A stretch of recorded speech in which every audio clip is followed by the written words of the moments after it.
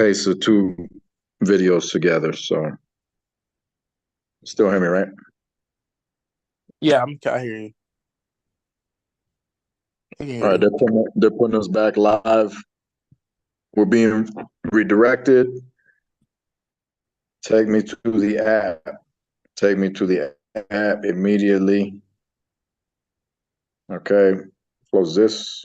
All right, we should be straight. I'm not playing any video in the background. What the hell?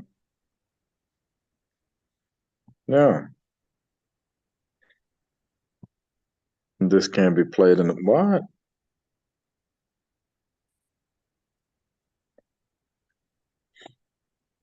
Make sure everything.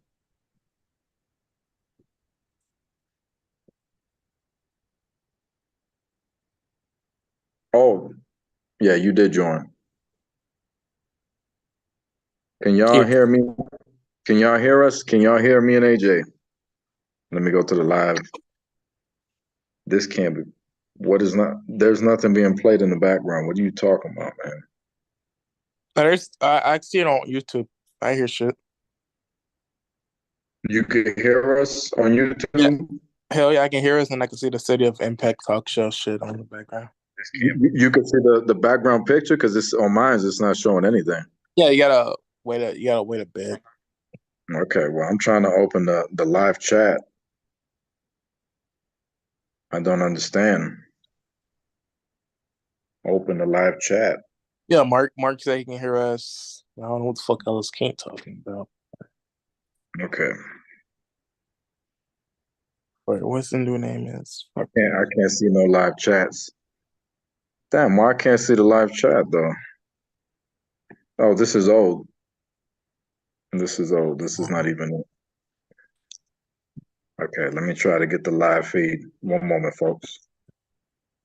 All right, I think I got it now. I got it now. All right, we're good now.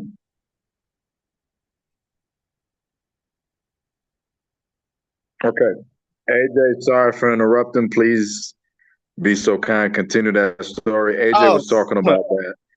He started out his the first game that drew him, that started things out for him in call, was Day of Reckoning, which that's interesting to me because I was not expecting him to say that at all. So yeah. I'm gonna give him the mic. Let him just tell you about his how things started out for him early in call. You know, he's my special guest tonight. For those now joining, AJ Jenkynz is a special guest tonight. City of Impact episode 2. Go ahead, AJ. So yeah, we started off a day wrecking. I ain't make nobody there. I was just, playing John Cena as a kid. Um, but my first game that I actually made a character for, which put me in call, was WWE 13 for the Nintendo Wii. Um, I changed what I was. Okay, as a kid, I was a huge DX fan. Of course, the 90 babies, the 90 kids have the better version of DX. But as a kid, I was a DX fan from the shit when they reunited like around 2007 or 8 and so forth. Um, so it was so I made a character after DX. This was before I knew how to change skin colors or anything. So he would just have like DX shirt on, black pants, black boots, generic hairstyle. His name was X Troy, and I did not know why I named him that. So X Troy was like big DX fan. Um, And then I made him for WWE. I had a bunch of name changes. I made him from WWE 13 What'd you say to that name was again? like X Troy or some shit. Like X Troy. It was and this was me when I was like fucking shit. You were Bro. young. Yeah, extremely young. And You were definitely young. so we had that came that happened. 2K14 I didn't make a character on my dad's game yet. 2K15 he was like, oh, you can make your own character. We go, play put it, play he put me against in his universe mode. And of course my dad was world champion on 2K15 on his own universe mode. You know what I'm saying? Of Okay, course. so you started off in this industry by being in your dad's. 2K Universe mode on 2K14. 2K14, 2K15, yeah. That's amazing. Please continue. So 2K, so I got better with names, but it was still really bad. So we went from X-Trey to Knockout AJ. So I did the half and half hair in 2K14, if I remember. And it was black and red hair. So back when CM Punk was still in the game, my favorite CM Punk logo was the straight edge logo with like the circle and shit. And that was like my logo on 2K14.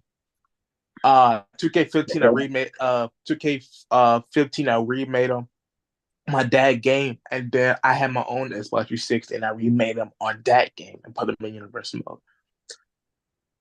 Um now 2K17 and up is officially the name change, and I actually tried to do it.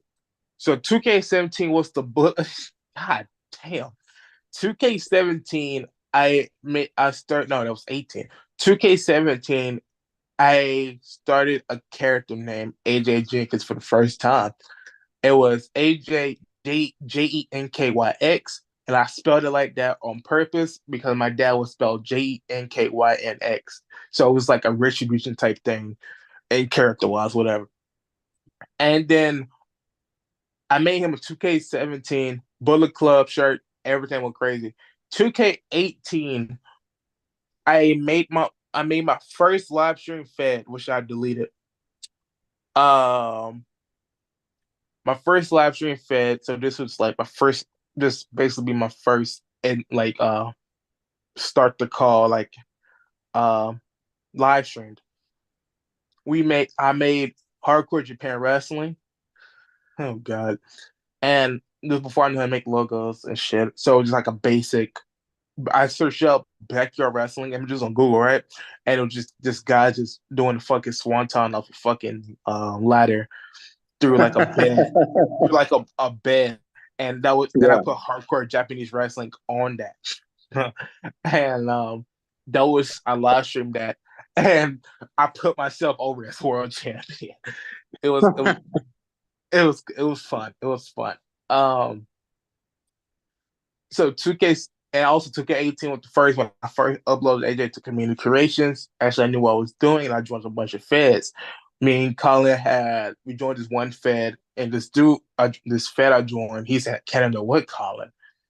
Uh, Yeah. it, dude's name is Pete, and I forgot the name of his show. Um, but he had a channel called Pillar the Post, and I joined his fed, and like he said, I became inactive in his fed. And then one of my close friends I know for years, I joined his fed for the first time in 2K18. And I joined his fed and we came a long way as friends, became brothers and shit like that. Joined his fed and then that's my step inside the door. Uh so 2K18, AJ Jenkynz officially stepped foot outside of his own fed, and we are now at like small places. So that's the basic startup story of how I got here. But Yeah. one part of how I got here. So Okay. yeah. So I'm just gonna put this out there, and you can let him know personally. Box Office Sick Global Phenomenon Kevin Impact has interest in talking to Father AJ Jenkynz at some point in time. We're gonna sit down, negotiate the proper, you know, proper funds, the proper time, and the proper place for us to be able. I mean, this is a place. You know what I mean? This is definitely the place. I definitely want to talk to the guy. You know what I mean? So if you want to let him know, you know, once I negotiate a deal, I put something down on paper. We get a cash app, whatever needs to be done, because your father is a superstar, and I respect him enough that I'm not going to bring him on here for free. But I would definitely like to talk with him if he's interested and open to it. Get back to me privately when you get a chance. because I would like to Gotcha. talk to your father about the business and all that. But right now, we're talking to the son. We're talking to AJ Jenkynz, the one-eyed king. But the one-eyed king has had many roads to get here. He just broke down a little bit of his early life. To me, it's interesting that things started out for him on Day of Reckoning. Day of Reckoning, I remember being a really fantastic video game. I remember it being fun back in the day. We're going to move along, though. Now that we've established how AJ broke into the business, now we're going to talk about his early life in the business. We're going to talk about really quickly about his how things kind of started out for him in call. And he just gave you a little bit of taste of that. He said his dad gave him his break in 2K14 in his universe mode, and then he started joining different eFeds, different leagues, different shows that gave him an opportunity to meet people. You know what I mean? So the microphone's all yours. Next question is early life and call, pretty much, so break it down for us however you want, AJ. The mic is yours. Okay. So Knockout AJ was in 2K15. 2K16 I made AJ Jenkynz, but it was like later on when I actually got the game, that was like when 2K17 dropped. 17 17 dropped, that was the very first of AJ Jenkynz that I made by myself. Same with 2K, and then I got 2K16 after that, and I made that. I made AJ Jenkynz again. So I joined first I made hardcore Japanese wrestling. Right? Can you hear me? I Yeah, I made hear you hardcore clearly. Japanese. I made hardcore Japanese wrestling, which was a shitty little fed. Uh, fucking hell. Mm. And it was live streamed for the first time. Yeah. I deleted all the videos of it. It was really cringe watching it now. Um, so I streamed hardcore Japanese wrestling I think that was actually my first live stream on YouTube. Either that or I had it was a video of me playing Universe mode, and I was doing like a Carmella versus Oscar match on NXT. Um, and I did that live stream, all of that. So that that that aside, we came to get 18. 18 was no doubt which led me into call more. Um, first off, we had the Bullet Club version of myself. Shit looked Mm. so bad, horrible. Like I wrestled in a shirt, shorts, and then after that we had this wolf logo I made. We used that. That was so cringe. Then we finally branched out of that. So I joined this one fed, didn't do nothing there. Joined my friend's fed, which I'm close with today. His fed, I became a multi-time world champion, and we had really fun. We had so much fun down there. I was GM of his fed at one point, storyline GM. Uh, we had a match, and the thing is, and I can say this in all due credit, if it wasn't for him, the fallen ghoul or the one like he would not become a thing today. Right. So we we came up with the idea of, yo, I want to do a dark gimmick. And this is before it became a regular thing. I want to do a dark gimmick and be off RT ego of some sorts, and let's call it the fallen ghoul. And he also his fed is hybrid. So basically, um, he live stream it, and some shit be live stream, and someone would be he premiered. So when premiere, it's edited, it's edited, thinking songs edit, because usually he just plays songs like from YouTube, whatever. It will be really funny. Yeah. We can look like a YouTube ad in between, Right. and we did all of that, and then when it's premiered, everything had changed, and so we did some live shows, some online shows, and then um I I stayed in his little fag, and then I gotta mention this. I found a specific fan God, God helped me change my character, gave me new tattoos, new hairstyle, and I went by the red shot, which I barely used for a minute, right? So I went from Wow. the red shot, new attire and everything. Yeah. And I became inactive from that guy's fed, and I was in my fresh feds a lot, so I changed it. So AJ could change a lot, and then I went back. By the time I went back to this guy's fed, I was already falling good. Me and my friend was like, we did the falling good as an alter ego, and then we're gonna do it as a regular gimmick, as a regular Yeah. thing. As an alter ego, it was undefeated. Because it was online only. Right. We made an alter ego thing where I can use the online matches and I'm gonna do AI matches. Right. Um, so we did that. That was us only, and then it was a regular thing. Then we went to this guy's fed, and my first theme song back, because I've been through a ton of things before I came to JTV, and I've been to like three here. Um, my first theme song back was okay. Let's see. It was "Run Up on Me" by XXX and Tashion when I first got up. It was that or "King of the Dead." We went from "King of the Dead" to "Heathens" by 21 Pilots. Heathens. Um, I love by the time that I switched themes. Yeah. Um, I then got shut out. This other guy's fed. God damn, this other guy's fed. And I use a version of everybody know what the Fallen Girl, the one like King is based off. So I use a cover of the opening song of Tokyo Ghoul. People in creative was like, oh, we don't make it realistic. Make it realistic. You know what I'm saying? Don't like come out to this song. And there was also a rule. And this other guy said before I left, he said, no more Japanese. He said, I don't want nobody to have a theme in a different language. Mm. So me and this one guy, What we was language was that? It was like Japanese or what? Japan, any language. And I think it's more Japanese because me and this other guy were thinking about having our two things in Japanese. And he put me on a band, and he was like, he loved his band. But He hold really, up. really played his band. What would be the issue with coming out to Japanese music? I do I don't not get it. know, and I really do not know.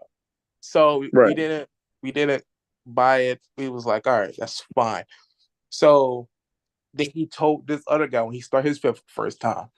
So first episode, I was in a triple threat match, and then I lost that match.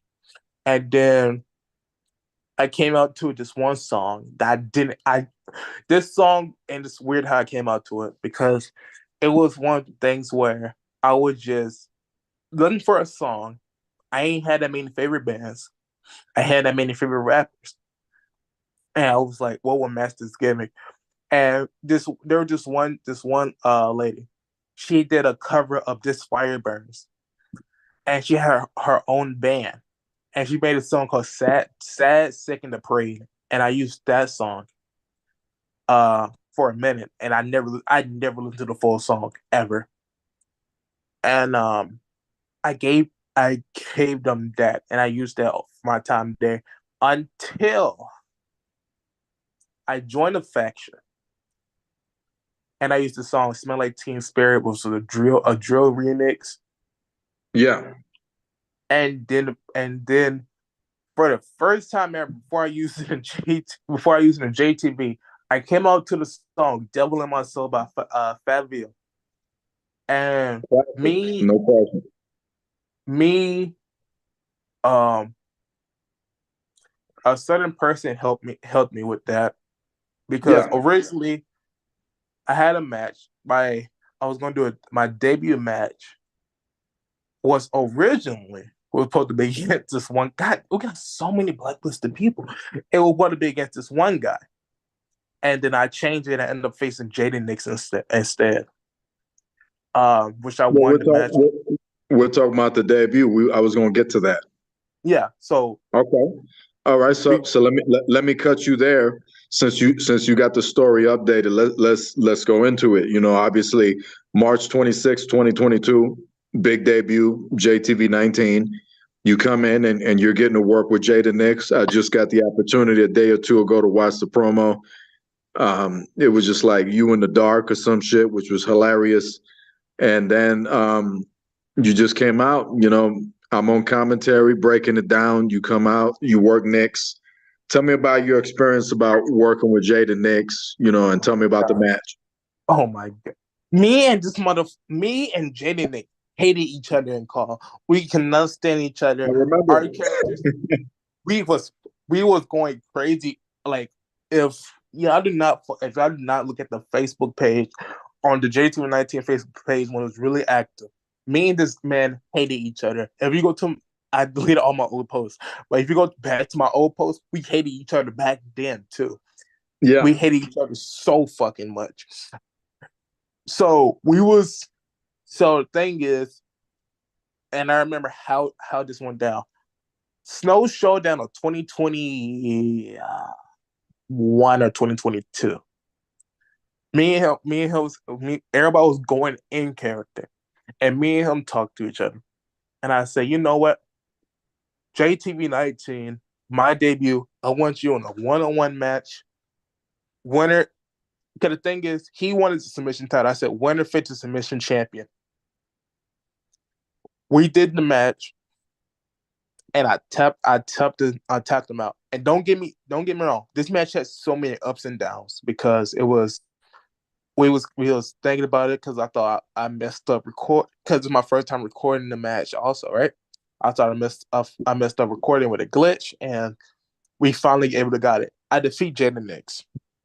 Right. I defeat Jaden Nix, and I Which faced which is a major deal because this is the same guy that was able to get Shannon three points.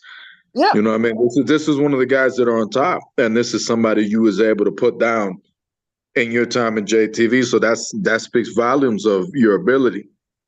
Yeah. I faced Jaden Nix. And ever since there, I was announced that I officially signed around the time the episode came out. Right. We Because negotiated. Yeah. usually, if y'all never watched a JTV 19 episode, it's JTV 19. Shannon's in the chat, so I gotta say this right.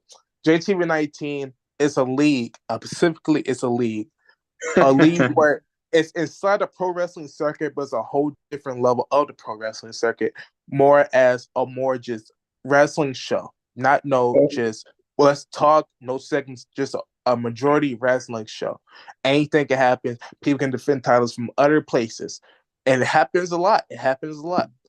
So in 19, I like being edgy and and having a controversial Jerry Springer type of show when it comes to JTV wrestling. But with JTV 19, it's a different experience, like you said. You got this is pro wrestling all in your face. And that episode was episode 12 on the 26th of March of 2022 when AJ came in, made his debut, and he took on Nix, and he was able to put Nix down, which is, I mean, I wouldn't call it the most impossible thing in the world, but Nix has definitely proven to be a formidable opponent, whether you like him or you hate him.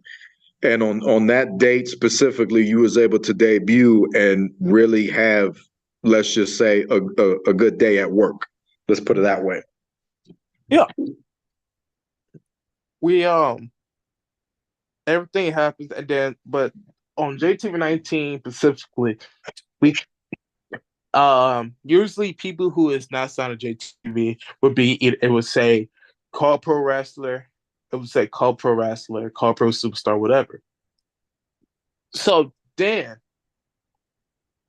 one day I had to make a decision, and this is one of my favorite stories. I'm gonna say this while say anything else. One day we had to make a decision. I had to make a decision. Out with the time I wanted to join JTV was during a time where a lot of people were just doing the leaving situation, the leaving shit, and Yeah. it was just like now we're just like you cannot fuck. We need people to say they are a JTV guy or JTV girl or lady, whatever you want to say. JTV gotta be one of your main. Gotta be your main show. You can do other call stuff, but it gotta be your main show. Well, let me clear that up real quick for everybody, along with what you're saying. Things in JTV got to a point where a lot of people started thinking that um, JTV was sort of in a corporation and stuff like that, when it was just more about working together with other promotions like we've done in the past. I mean, going back to 2011, I'm sure Corey would remember when we did Rise to Fame, a pay-per-view that involved, sorry to say this, Scott Gross and many other promotions that we worked together with in community creations back in 2011, in which many promotions came together. A lot of y'all don't know about that because it hasn't been brought up, but we're going to put it to light now. There was many different promotions back in the day. I remember Hero had S&W, if y'all remember him, the Hero. He had S&W. He still does it. You know, he sends me links on YouTube all the time. We're actually working the deal out. And long story short, to get back to you, AJ, we had got to a point where like people started getting confused about, you know, what the homeland was, and they started preaching some other bullshit instead of realizing that, you know, JTV Wrestling was the main course of our promotion. You know what I mean? We had to reestablish or establish in the eyes of some that JTV Wrestling was pretty much the promotion we were in, and that we were trying to grow instead of just trying to promote some lame agenda that was just, you know, a group of individuals that were in call for really selfish, greedy, toxic reasons. And you, like many others, including me, fell victim to this, unfortunately. And you convinced me, just like others, that you were in this for professional wrestling and call and fun and just trying to grow and all that other stuff. We are not, still to this day, just like several others in CAW. Well, excuse me, I apologize. Several others in JTV. We're not necessarily in this for greed, power, and all that other stuff. You know, we're in this because we have a passion for this and whatnot. And I saw passion in you. So to AJ's point, ladies and gentlemen, AJ got my attention. AJ proved to me that he was someone that really just wanted an opportunity, just somebody young, started out in CAW that wanted to be the best, that wanted to prove himself and to be successful. And AJ was just in an environment, you know, with different promoters that were either jealous of him, trying to hold him back, you know what I mean, and stuff like that. And you know, I'm definitely going to put this out there, Trey being one of them, you know what I mean, among others. Trey Jeter was definitely somebody who was jealous of AJ, and you can take that however the fuck you want, you know, I really don't give a shit, but this is me saying that, not AJ, so it's on me. So if the heat comes back on me, I really don't give a shit. But Trey Jeter was definitely someone who was definitely jealous of AJ for a long time, tried to hold him back for a long time. And he's, you know, I'm sure he's not the only one. I'm sure AJ ran into a shit ton of other promoters that probably felt a little jealous of him because he was just had a cool look, he had a cool vibe to him, and he was just red hot. I saw an opportunity for a talent that, you know, in the case of like Trey Jeter, for example, he was just trying to hold you back and trying to manipulate you. And I felt like, look, this is not healthy. This is not good. I need to take this kid out of that environment, and I need to just drop him into JTV where I could work with him and I can see if he can truly become a superstar. And you did that. You did that. You became a superstar, and you're still working your way up. My God, you have so many episodes. You know, such a lifeline. If we're playing Street Fighter, your health bar is just full, bro, and you have so much to prove still. And I do apologize for cutting you off, but I wanted to get that point across that so much has happened. You know what I mean? And you're free to say whatever the fuck you want, but you know that's to your point, and that's clearing up pretty much just some of the things that were going on. And why, and definitely I was the one that approached AJ and convinced him and encouraged him about becoming a full-blown JTV wrestling guy. AJ Jenkynz, and he still is, by the way. AJ Jenkynz is still to this day a pro call wrestling superstar. He is a professional wrestling superstar within the call world that expands his brand, and his brand is AJ Jenkynz, the One Eye King. He expands it all out to CAW. You know what I mean? I've been accused in the past of being a controlling, evil son of a bitch, but if so, it's really hard to prove because I'm not going to AJ convincing him to leave all these promotions. I'm encouraging him and encouraging others to go to leagues and do all this stuff because you stay polished when you go to leagues and it helps you, especially if it's PvP. Simulation can't do anything for you. There's promotions out there that throw a championship on someone and then call them a world's heavyweight champion when they couldn't even cut halfway decent promo. That's not how this works. You really have to prove yourself here in JTV. AJ Jenkynz has proven himself time and time again. He's still growing, but give him a break. You know, he's still proving himself. So respects to you. You've done your shit. I'm the one that went to AJ, convinced him about the shit because I knew that if I can work with AJ, I can focus on just him growing and becoming talented and being successful rather than me going, well, you know what?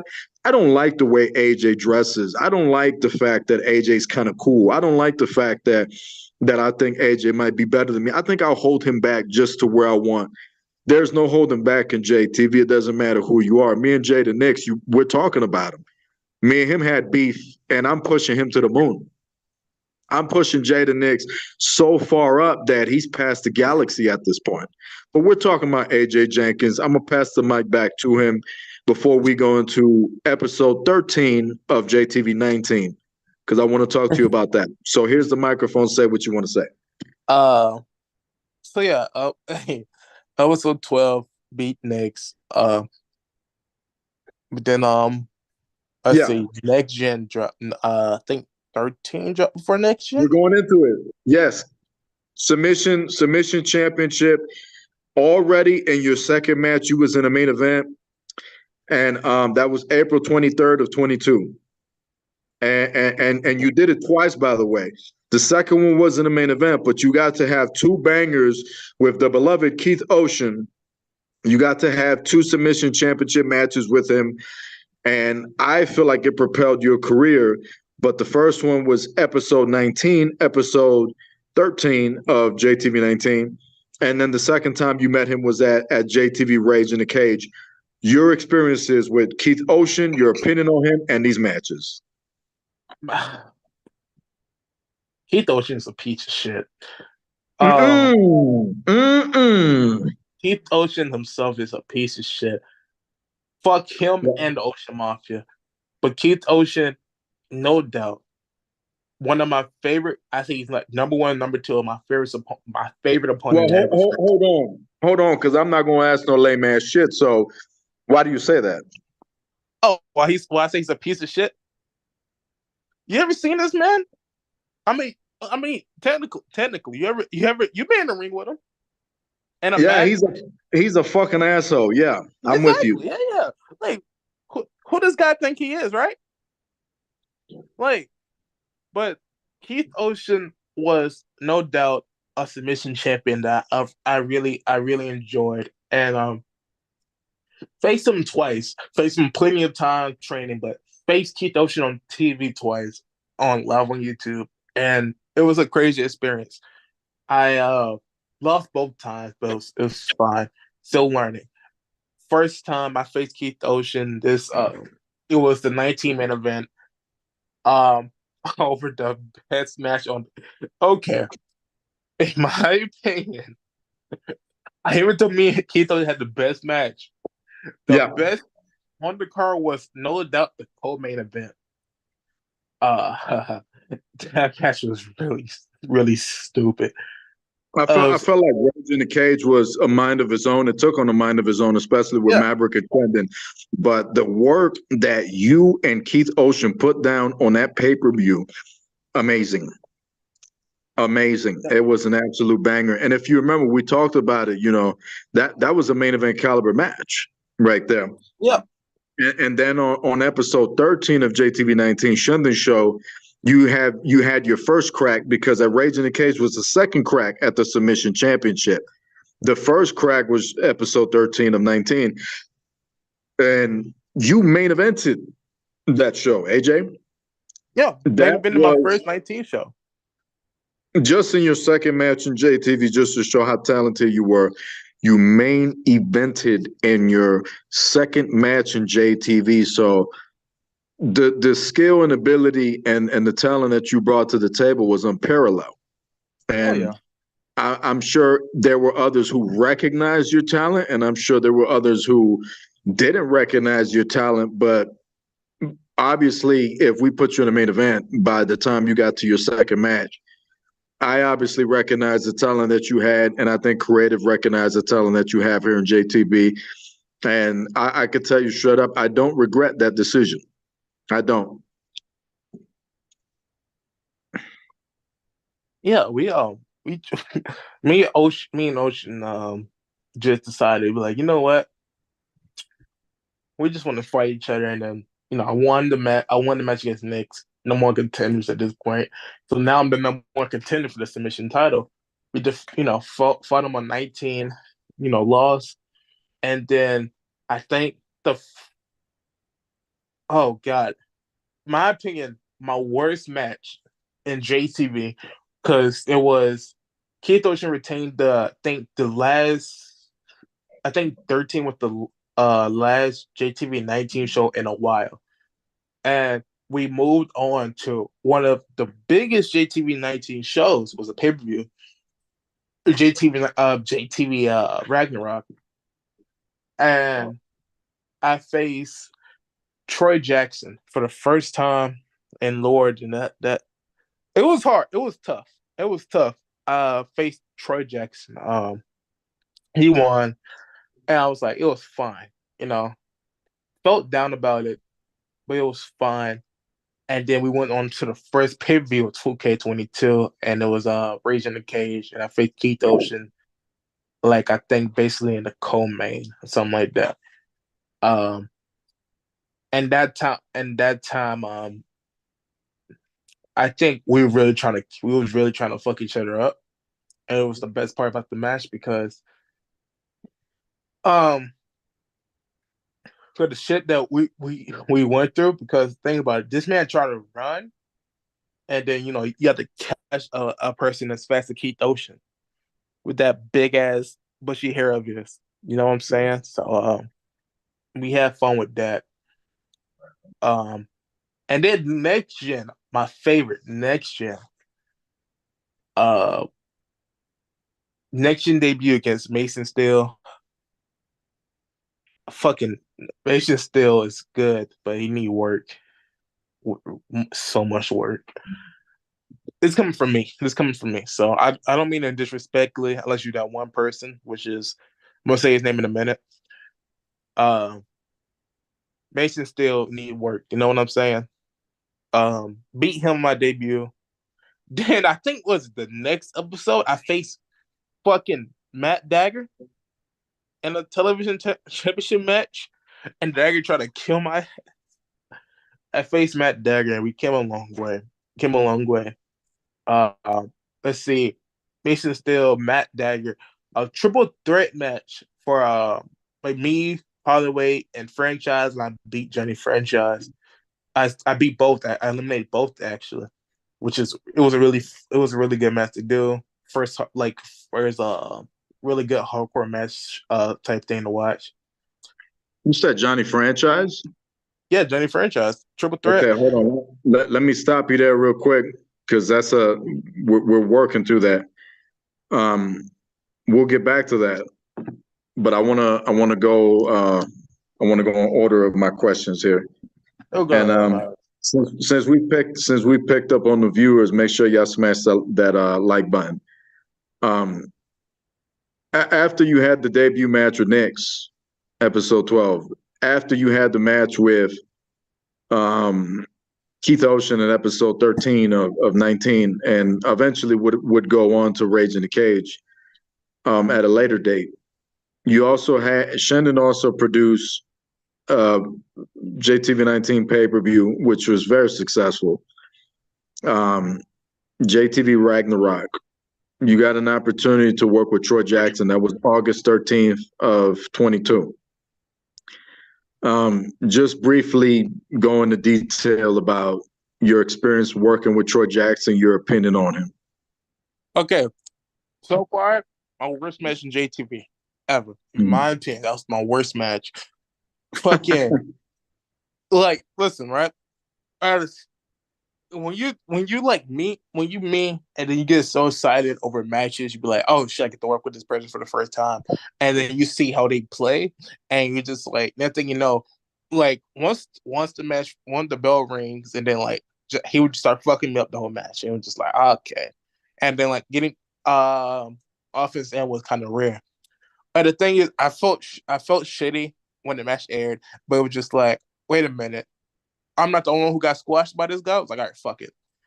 Uh, Troy Jackson's the type of guy where he really he don't like to work with people. He's more of a type of guy that he want to do like dead ass just want to fuck you up, mess you up real quick, Yeah. and then get the job done.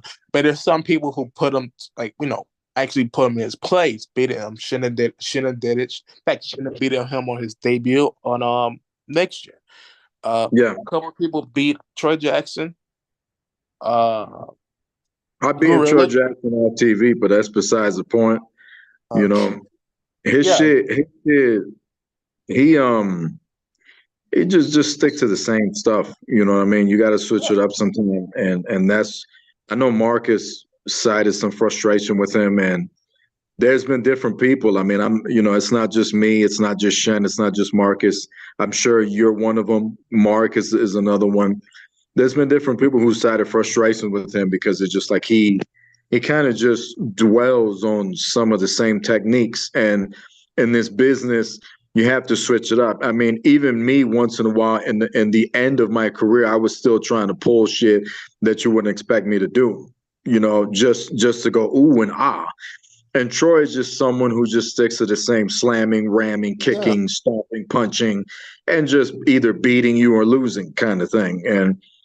But I feel like you having a bang. Well, I don't know if I could call it a banger, but I'll say you having a showdown, if you will, with Troy Jackson. I'm not going to tear him down neither because he's been around for many, many years. In JTV for somebody who is a basic guy in CAW wrestling in JTV, I would have to give him a lot of respect because the reason I say that, from my part, you can say whatever you want to say, however you feel, but for my part is the thing about Troy is that Troy, like I said, he's been around a long time, and in the time he's been around, like he hasn't been a little bitch, and he hasn't quit, and he hasn't complained, and this and that, Like I think me and Troy probably had like maybe one or two agreements in the past. It's gonna happen. You know what I mean? It's gonna happen. But he's stuck around all this long. There's so many people that have acted like their main event people, caliber talent, and was like, oh, it needs to be me and Impact at Showdown, or I need to be at Showdown, or I'm this person, that person, one person in particular, and not to shit on the guy, but just you and I talking and just me remembering how things were. Jay Rio was someone, for example, that he religiously preached for years, for the longest time, that it was going to be me and him at Showdown, that he was going to be world champion, that he was going to be a huge star and all this stuff. Listen, there's a big difference between working hard and proving yourself and getting to that point and talking about it. Anyone on the JTV roster can say, hey, I'm going to make it and I'm a big star and this and that. It's easy to say that. It's harder to put the time in, to put the years in, to prove yourself. And we talked about Keith Ocean earlier. Here's a guy that had all this potential in the world to be a breakthrough superstar in JTV wrestling, and he accomplished that. I'm not going to take that away from him. But Keith Ocean could have went on to so much more. World Heavyweight Championship, Tag Team Championship with John Skinner. I mean, the sky was the limit. You know what I mean? But the thing is, the difference between you and Keith Ocean and Jay Real and others is they set limitations for themselves. You know what I mean? Yeah. They set limitations for themselves. There was a limit towards them. There was a weakness towards them. There is no weakness towards AJ Jenkynz. AJ Jenkynz is a CAW phenomenon. I was once a global phenomenon. Now you're a global phenomenon. You're out there proving yourself, doing your shit, and that's what is most important. These guys talk about it. You know what I'm saying? John Skinner. I mean, the list goes on of so many talented people that was like, I'm going to be the best and I'm talented and I'm this and that. But you don't really prove it. You quit or you just give up or you're just too soft or you just can't do it. You have to understand AJ Jenkynz doesn't seem, from my opinion, to have a limit. These guys had a limit. People in the past have had a limit. I mean, like I said, there's been so many talented people. There was a guy named Black Metal that I met online that I thought was going to be huge. I liked the way he looked. He was like, if I had to compare him, he was kind of uh, like a technical type of really skilled Undertaker, but like he was like an Undertaker, but with like since you're on here, maybe like an AJ Jenkynz Undertaker. Since I'm talking to you, he was like that, but it didn't get nowhere. You know what I mean? There was so many people. Shendon might remember this guy Slade. Slade was one of the first guys we had on Next Gen that was undefeated, and it was just like it went to shit. And he was due to come back at Vendetta or whatever it was. He was due to come back, and then it foreshadowed because of the fact that the guy quit before he even came back. It was just surreal. So when it comes to AJ Jenkynz, I feel like you're bringing it, and that's what's most important. If you don't have nothing else to add to that, I got another date I want to remind you of. All right, go ahead. Okay, the next date that I want to remind you of is October 16th of 2022. It was a very important date in the timeline of the JTV Pro Wrestling career of AJ Jenkynz, because on that specific date, you debuted on Next Gen. And you got the opportunity to put down Mason Steele. Now, Iron Wolf, I got nothing but love for this kid, nothing but respect for this kid. You know what I mean? I think he needs to get a little bit more hungry. He needs to bring it before he can truly be a breakthrough superstar here in JTV. But you got an opportunity to work with the guy. Your thoughts on that match, on that moment, and your thoughts on that guy. Okay. It was a match where it was really good. It was just really good, but at the same time, to me, I like some fast paced matches. That's how my moveset is determined on fast pace or King's Road. King's Road is just like a certain version of strong style, if I was told. Um, the match felt fast paced a little bit. But the thing is, Mason still needs a lot of work. He needs a lot of work. He tried. Don't get me wrong. I think my first ever official cheat. We're not just slandering anybody, shooting down on anybody. This is just AJ Jenkynz' thought, his opinion, on the matter. That's it. Okay, so go ahead. I think it was my first ever JTV like suicide dive. Also, first like big moment suicide dive, whatever, to the outside. Yeah. So yeah, we did all of that. Mason Steele was like, he was doing good. But at the end, it took one like super scene to kill it just to end it. And the thing is, I think for a debut, it was really good. For a debut, it wasn't me squashing nobody. It wasn't, it was a real competitor, somebody who's also very new. Well, very new to the in-ring side of JTV, if I said that right. And, it was a fun match. I felt like it could be a little bit faster, but it depends on, like, it depends on the people themselves. You know what I'm saying? Yeah, everybody has a different style. I agree. You're right. Yeah.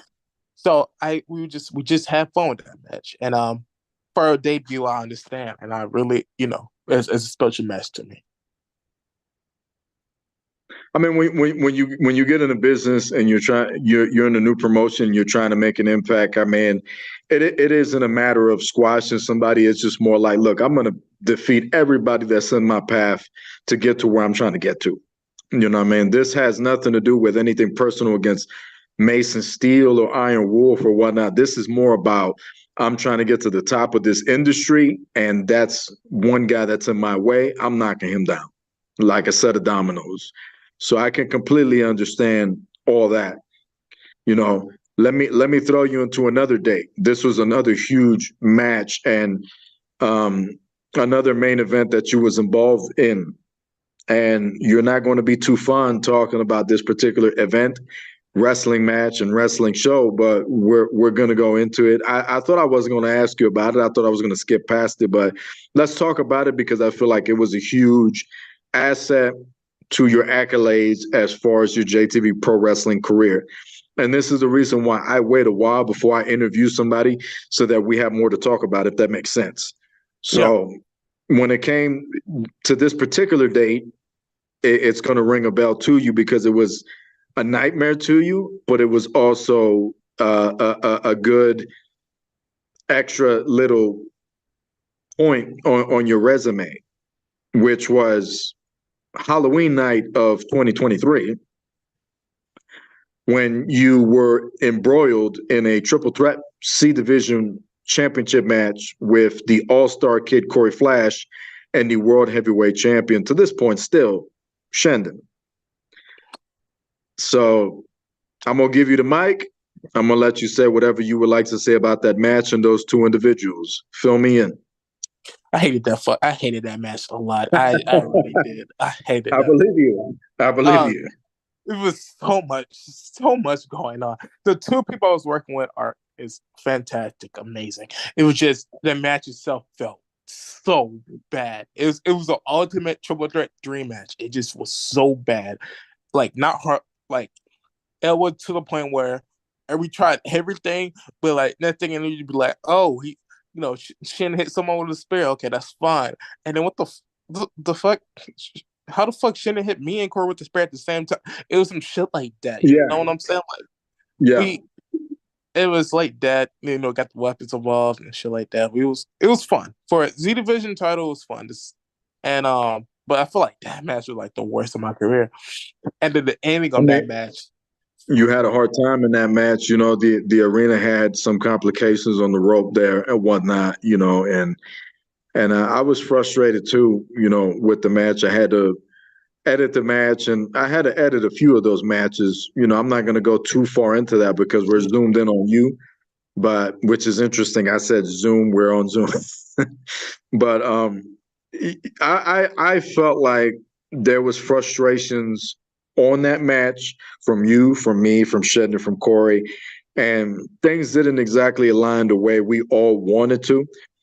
And there was different interpretations of how Corey felt about that match according to Shendon's actions in that match, the way he handled that match, to where there was sort of like a protective shield, to where it was like he was just trying to make sure that he was ahead of everybody else and whatnot. And this is not me coming after the guy or anything like that. This is Corey's perspective. I don't know if you felt the same. You can share if you want to, but that was my understanding. And I can sympathize with frustrations over that. I have frustrations over the arena. We had a fantastic, gorgeous venue that you hated, but I was a big fan of the venue. I thought it was different. I thought it was interesting. And we were so inspirational that night that you have car promoters out there that are so fucking desperate right now for views that they're trying to rip us off as much as they can with that. So we were very influential and inspirational to call, because we inspired others to try to emulate and imitate us, you know. And I don't know if you're laughing on the inside or whatnot, but when you're on here with me, you can only hold it so much, AJ. So I'm licking my lips. Anyways, I thought it looks great on your resume, but I think unless you have something else to add to that, I want to move on to another date. No, fuck that, man. Let's go to the next date. Okay, excuse me. So the next date is going to be December the 2nd of 2022. There was a very important match that you cited, you referenced earlier in our conversation, which was on Next Gen 41. It was another main event match. Time after time after time again, AJ Jenkins had fell into main event matches just to show not just the opportunity that exists in JTV wrestling, but just to show the caliber of ability and skill and the type of character and talent that AJ Jenkins has, that time and time again he would fall into a main event. That doesn't happen for just anybody. And proof of that, look around. If you watch the product, you would know and you would see that not everybody can fall into a main event just like that. But AJ Jenkins has a presence, an aura, a vibe about him that just screams main event. And in my opinion, I could see you being the world heavyweight champion one day. But on this particular day, December the 2nd of 2022, Next Gen episode 41, there was a main event match in which you collided against Johnny Francis, now formerly Johnny Franchise, and the walking metamorphosis Marcus Holloway. In that match, Johnny Francis wound up getting eliminated first, and then you and Marcus wound up driving the rest of the match all the way through, and you was able to somehow come out on top. Tell us about that match. Tell us about your opinion on those two talents, superstars, and just break it down for us.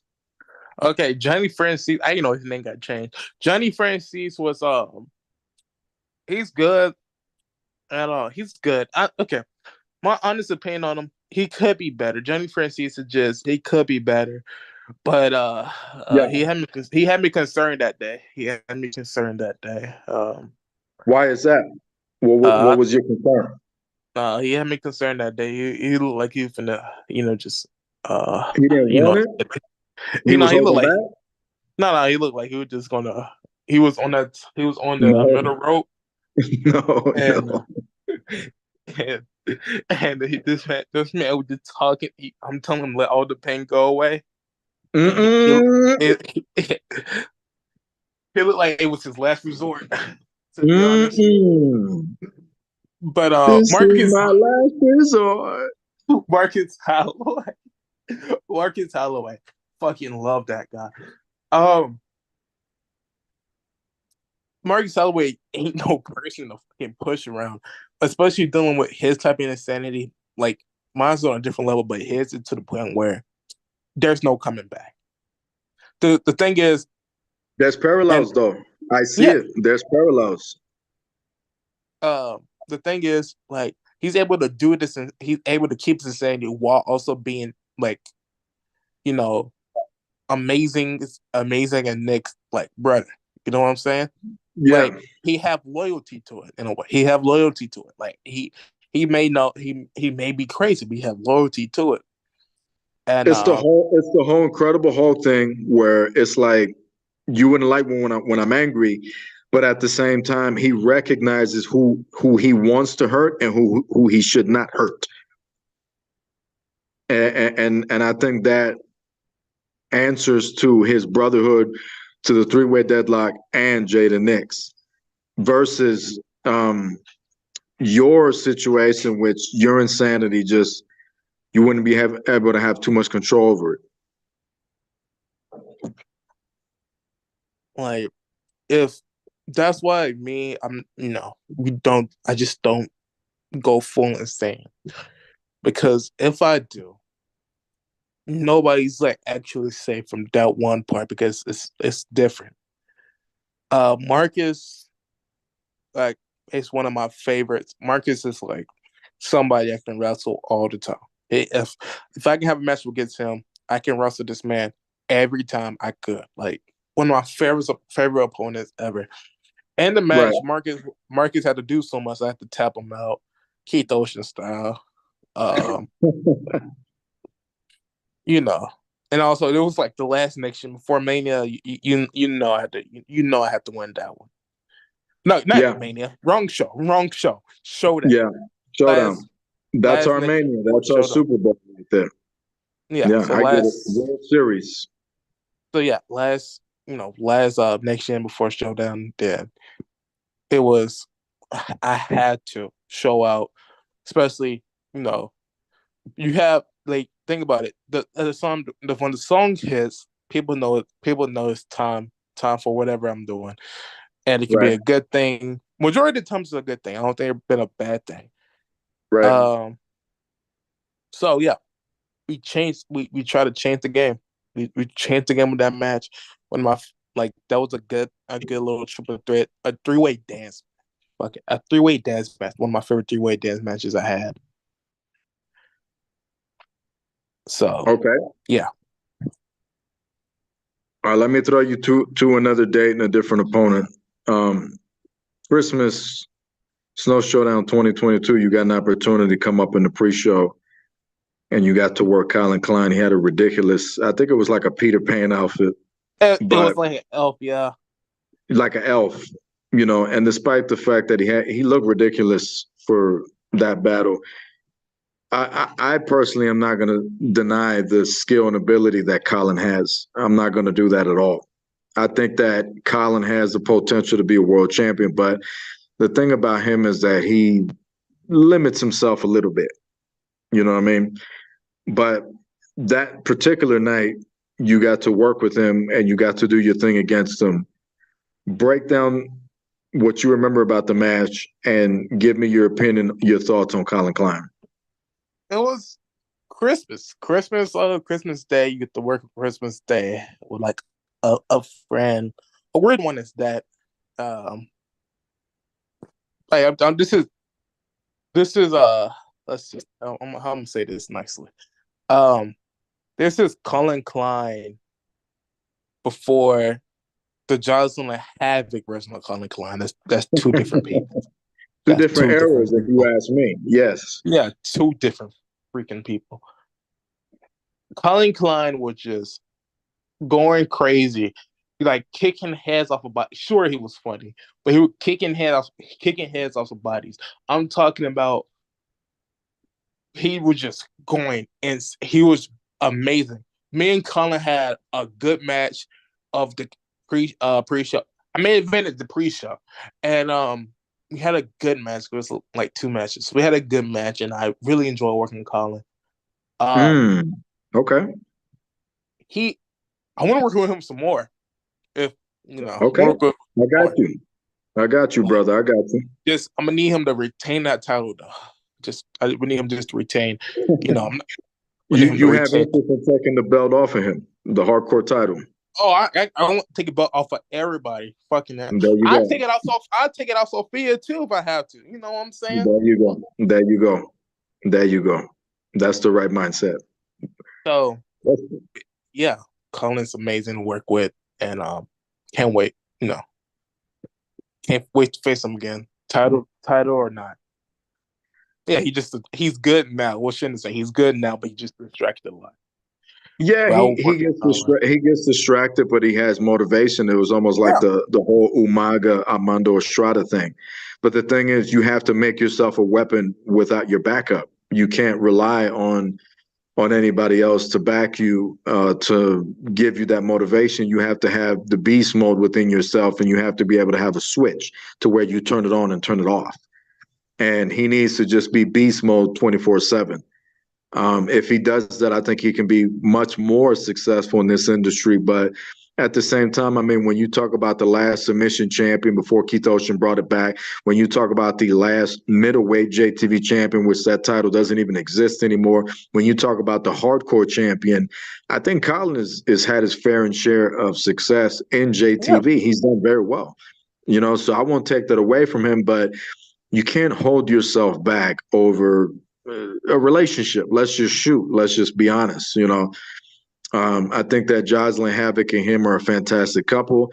I think he is an asshole sometimes. I think that I want to believe she's loyal to him and stuff like that. We don't need to go too far into that, but yeah. I think that he's a fantastic talent. It was very good to have documented in JTV that both you guys was able to go at it, and there's just so many other dream matches still available to you at your arsenal here in JTV. And speaking of which, let me go to another special date in the timeline of AJ Jenkynz. And the next date is May 13th of 2022. On that particular date, the significance to that date holds JTV Mega Rush episode 130, in which not only did you make your Mega Rush debut, but you made sure that your debut on Mega Rush was so epic that you brought out your cojones with you, just like Kevin Impact would back in the day, and you confronted me in BKS, brother. You know what I mean? Oh, that And was nice. I felt like that was very, very important. I'm gonna give you the chance to break it down, but um, you know, not everybody has the guts and the balls to be able to step to BKS the way you have. And despite the fact that there hasn't been any physical interaction yet between AJ Jenkynz and BKS, you definitely took a chance on that night. Break it down for me. So how can I? This was the last. So I appeared on the last connection before Mary Rush. It had to be better, right? Has to get better. Now it's Right. time for the last Mega Rush. Next gen is already passed. Time for the last Mega Rush of before Ultimate Showdown 5. And the thing is, I was, chilling. You gotta chill before you do big moments. Like you know, Okay. like I've been to the set before. Right. Just took pictures. If I remember those, but that I was it. remember. I ain't do nothing Yeah. else. Instagram and all that. I know. I remember. And then you finally get the opportunity. You finally get the call up. Well, kind of call up, and then you get told like after showdown, you gotta be prepared because they're gonna be your next song. And you you showed up, and Kevin Impact was in a really big uh had a really big announcement going on the match cards. And the thing is, as soon as you're ending, people told me that's the cue. And then you just hear Devil in My Soul start playing, smoke fills the arena. Um and everybody was like, that's how I make a debut. That's Hell how I yeah. make it. I agree. That And was the perfect time to just interrupt the shit out of me. The one thing I despise is being interrupted. And you knew that. And you capitalize on that and you come right out and you look me right in the eye and you smile at me and you knew you was disrespecting the shit out of us. You even went as far as to turn your back. You gave us your back. You know what I mean? I must have been standing in the ring with a few jabronis, but they were still BKS. You know what I mean? And you had the audacity to turn your back. And I had a different mindset then. You know, my mindset was hell bent on just making JTV pay for the disrespect that they gave me until Shendon and a few other people convinced me that I was in the wrong. And then I had to just turn a new leaf. But you had some audacity, brother. You went in there and you just interrupted me and you didn't have to say anything and that whole crowd erupted and it was just like you sent the message that like anytime I wanted it, anytime we wanted it, AJ Jenkynz would brought it. And I want to tell you right now, man to man, that I respect that. I give it to you. yeah, I had to you every time you do something, call or out of call, you gotta make a statement. You gotta make a statement somehow. You gotta pull up, Tom. You gotta pull up. Like it's Right. okay to get nervous. It's all right to get Yeah. nervous. You got to just Everybody gets show up. nervous. Everybody gets nervous. You Everybody. got to Whoever show says up. You they got to don't get show up. nervous before a fight is lying. Everybody gets nervous. Everybody. It's normal. So I give you all the respect in the world for that. You know, if you're done with that, you know, I got another date for you. So here's the We, microphone. yeah, we can. That's it. We're going to the next date. Well, the next date is going to be August 26th of 2023. This was a huge night in call, a huge night in JTV professional wrestling, as we had an opportunity after millions of years to be able to, uh, you know, have a broadcast for Ultimate Showdown. And this time around was Ultimate Showdown number 5. It was a historic night. There was just so much stuff that went on.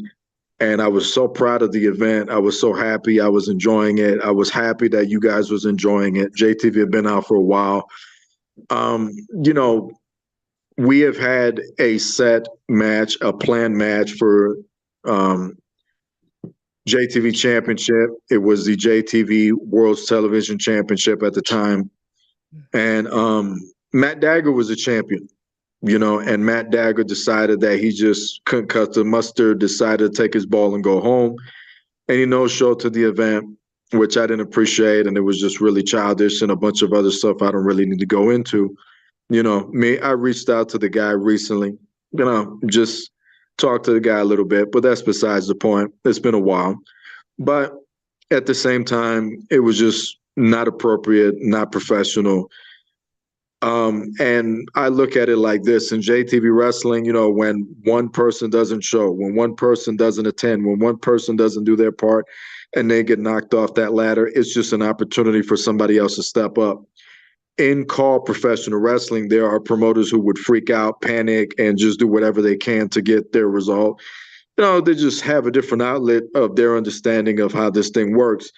When it comes to J Kidd and Kevin Impact, same two together combined, I don't necessarily panic over things. I just look at things as an opportunity. So I looked at it like, okay, so if Matt Dagger is not going to have the balls to show up at Ultimate Showdown and defend his World's Television Championship belt, then we can easily, with no problem, crown a new champion. You know what I mean? Yeah. The one thing I would feel horrible about is the fact that we had this fire ass SVR hype up video with all you guys on it and everything, and Matt Dagger looking like a huge star to not show. That's what kind of bothered me about it, because I'm someone that I like to keep dates, And even with this podcast, you and I both know I went through hell and high water, both of us together, to get it up and running. But I did everything in my power, even came out of my pocket to make sure that this thing goes up. So I don't think there's anybody that can question my passion and love for this industry and what we do, because we do this for fun, but at the same time, we're also building a legacy.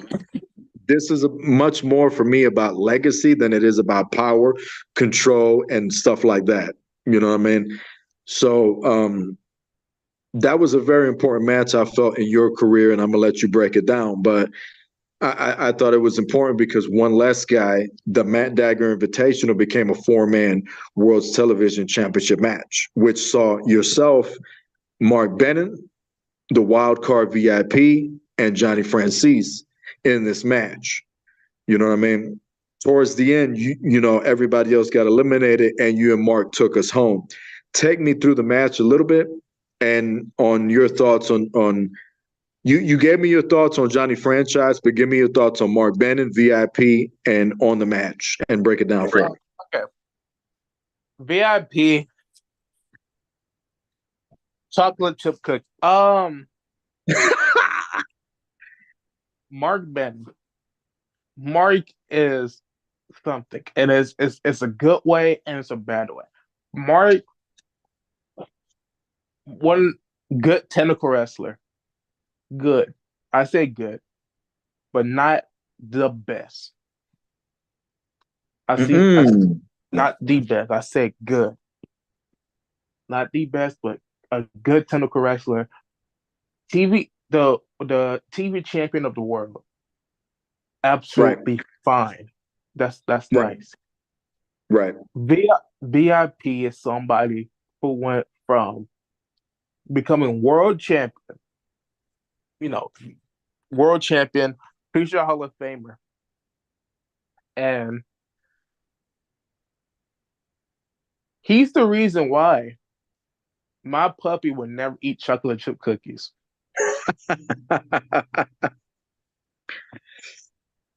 Decorated champion, but on you guys' levels, I don't know.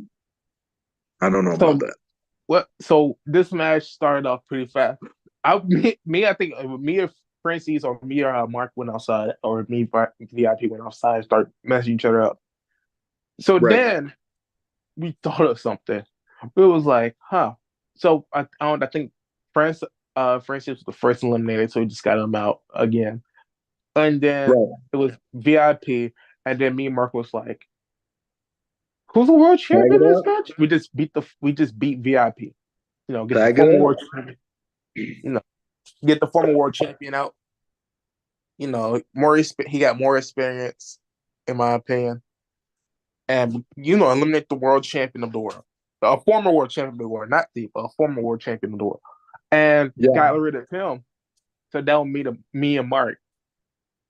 The thing is, And I'm gonna say this with the sweetest heart as I possibly can. If Mark did not have a submission, I would have been TV champion. I guarantee that. I Which would have guarantee. which would have been amazing considering the fact that this is your first Ultimate Showdown event. This is huge for AJ Jenkins. This is a moment. First, Would have been we amazing. would yeah. We had the thing is this showdown had its ups and downs.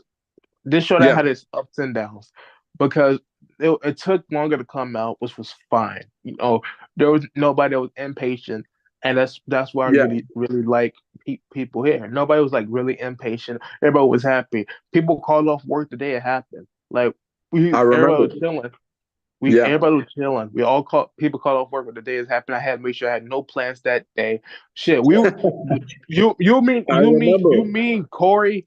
We was gonna find me a hotel or something so I could relax and watch the show at I because remember that. my Now you shooting. Now you shooting. Yeah, I remember. Now and you shooting. no we Corey sent me money. I got some food for showdown, and I'm just everybody's in the chat. We are vibing to showdown. Um, and then showdown was like five, like six. It was like 6 or 9. I think it was. I don't think it was like longer than six. It probably No, was six. it was an 8 hour long spectacular, brother, and that was a fear to me because I'm like, you're killing it right now. But I knew that. Well, I didn't know. I can't lie about that. I had a feeling that I would be able to get away with.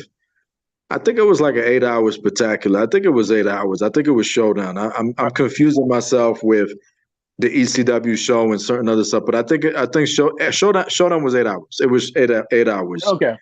I remember what was it? Maverick's girl at the time, his girlfriend at the time, just having an issue with it and stuff like that. And I really didn't give a shit, and I still don't give a shit. And Maverick didn't give a shit, but it was just an 8 hour long event. It was too much, but you know what? Everybody got their, everybody's a JTV addict. Even people who have an issue with us still tune into JTV, still subscribe to us and stuff like that because they know that they're addicts. And us being JTV addicts, we just can't get enough of it. And that particular date being Ultimate Showdown, that was like the ultimate party. 8 hours is a long, long time, and we was able to pull it off because everybody, most of the people that were tuning in, kept watching, kept tuning in, kept enjoying the show, and could not get enough. I mean, we done had David Arquette, Brain Wadey was there. So many celebrities, so many things that went on. Shendon, what he did to Corey Flash. I mean, my match with Mr. Amazing, my retirement. There's so much that went on that night that I felt special. Ari came back to JTV. Lowrider was there. There was so much magic in the air. And despite the fact that Mark Bannon was able to come out on top as the world television champion, it doesn't take away from the fact that you were still at Showdown and in that match and you survived to the very bitter end. You know what I mean? So great moment for you. Now you look to Showdown 6 to do your shit. That's what you do. You know what I mean? So Yeah. Um. We have. We had. We did all of this. Um. We had so much fun. The thing is, since it was the biggest show, I had to make a big entrance. right. Um. So of course, I had two Battleman songs during that show to like make the entrance what it is. Right. Um,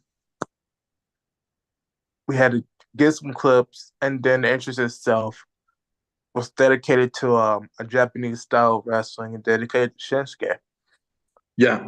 Um, You had the it Shinsuke was thing, you had the Naruto, was it? In the no, background going on? Naruto was for the triple threat match with Corey and Shin. This one was it was the purple Sasuke inspired gear with Tokyo Ghoul stuff in it. So With it was the the Tokyo Ghoul that you was yeah, coming with. it was the Okay. Tokyo Ghoul and it was Sasuke based, the purple and black. Listen, that interest, it just stuck. That shit hit hard. When you was motioning and it kept going in and out of the video, that and then you had it in the background.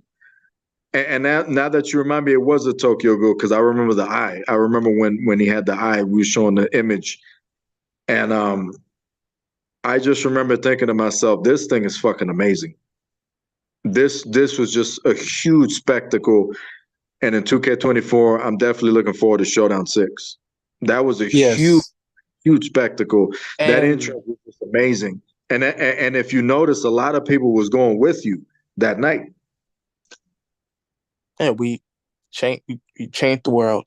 And I would like to say one thing that's not based on this topic or based off this podcast in general. Yeah. Dragon Ball released a tweet. Dragon the creator of Dragon Ball Z just passed away. Oh, And I would like to say rest in peace for a guy who basically created one of the main foundations of anime. And I just found out, friends sent it to me, because Dragon Ball inspired Naruto. Dragon Ball inspired shonen anime in general. Uh, some of y'all never watched Dragon Ball and y'all watched Pumpkin Night. Pumpkin Night of 2020 or 2019. Skinner came out as Super Saiyan Goku and then transformed into Super Saiyan Blue. Dragon Ball carried one of my childhoods because it was an anime that in my community it's an anime that every black person knew. It was popular as hell. You know, you can have people go up, you can like literally stop like fights, talking about like who's better, Goku or Vegeta and shit like that. I would like to say to rest in peace, Akira Toriyama, for making one of the best anime and manga of all time. That's all. I appreciate those words. Let me go ahead and say something. Let me add something to that also, because that goes back to my timeline also, and to everybody that's listening in the comment section. Feel free to type in what you want about the topic. But I remember coming up with Toonami. I remember being embroiled in Dragon Ball Z. A friend of mine, God bless his soul, I don't know if he's still alive, Eddie, Honduran black kid. You know, we came up. I like to call him the love of my life because that was my brother, and I still love him. I miss him a lot. I hope that soon he gets in contact with me if he's still on this earth. But, you know, I would go over to his house and we'd watch Toonami, which we'd watch Dragon Ball Z. I remember going to the laundromat playing Metal Slug X. And I remember this Japanese or Chinese kid got mad at me. Here's the story. Because when I was playing Metal Slug X, I had ran out of coins and I was done. And it was his turn to play. And when he was trying to just play the game, you know, me being an asshole, I just wouldn't let him play. I was trying to show him something, whatever it was. So I kept tapping a button, and it's like, dude, he grabbed my hand and it took it off. And I'm like, yeah, I better leave this dude alone before he kicked my ass, you know. And I remember like being a kid and eating a pizza. There were two girls there, and I remember being embarrassed by it, but I get dragged, you know, and whatnot. Good times, man. Just very good times. It's very sad that we had to break this news here live, and just, you know, I think the legacy of Dragon Ball Z is going to live on through all of us, obviously, and we need to do our own little tribute, you know, once we get back to work on JTV. But yeah, that really is sad to hear that on here live. That really is. I'm actually going to ask for a moment of silence real quick.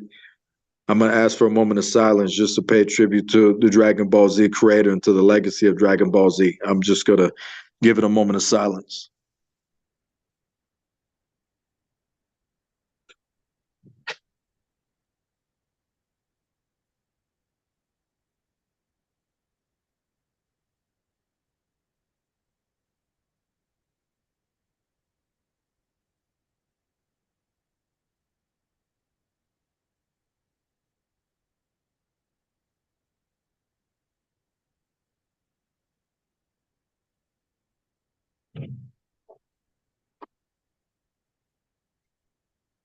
All right.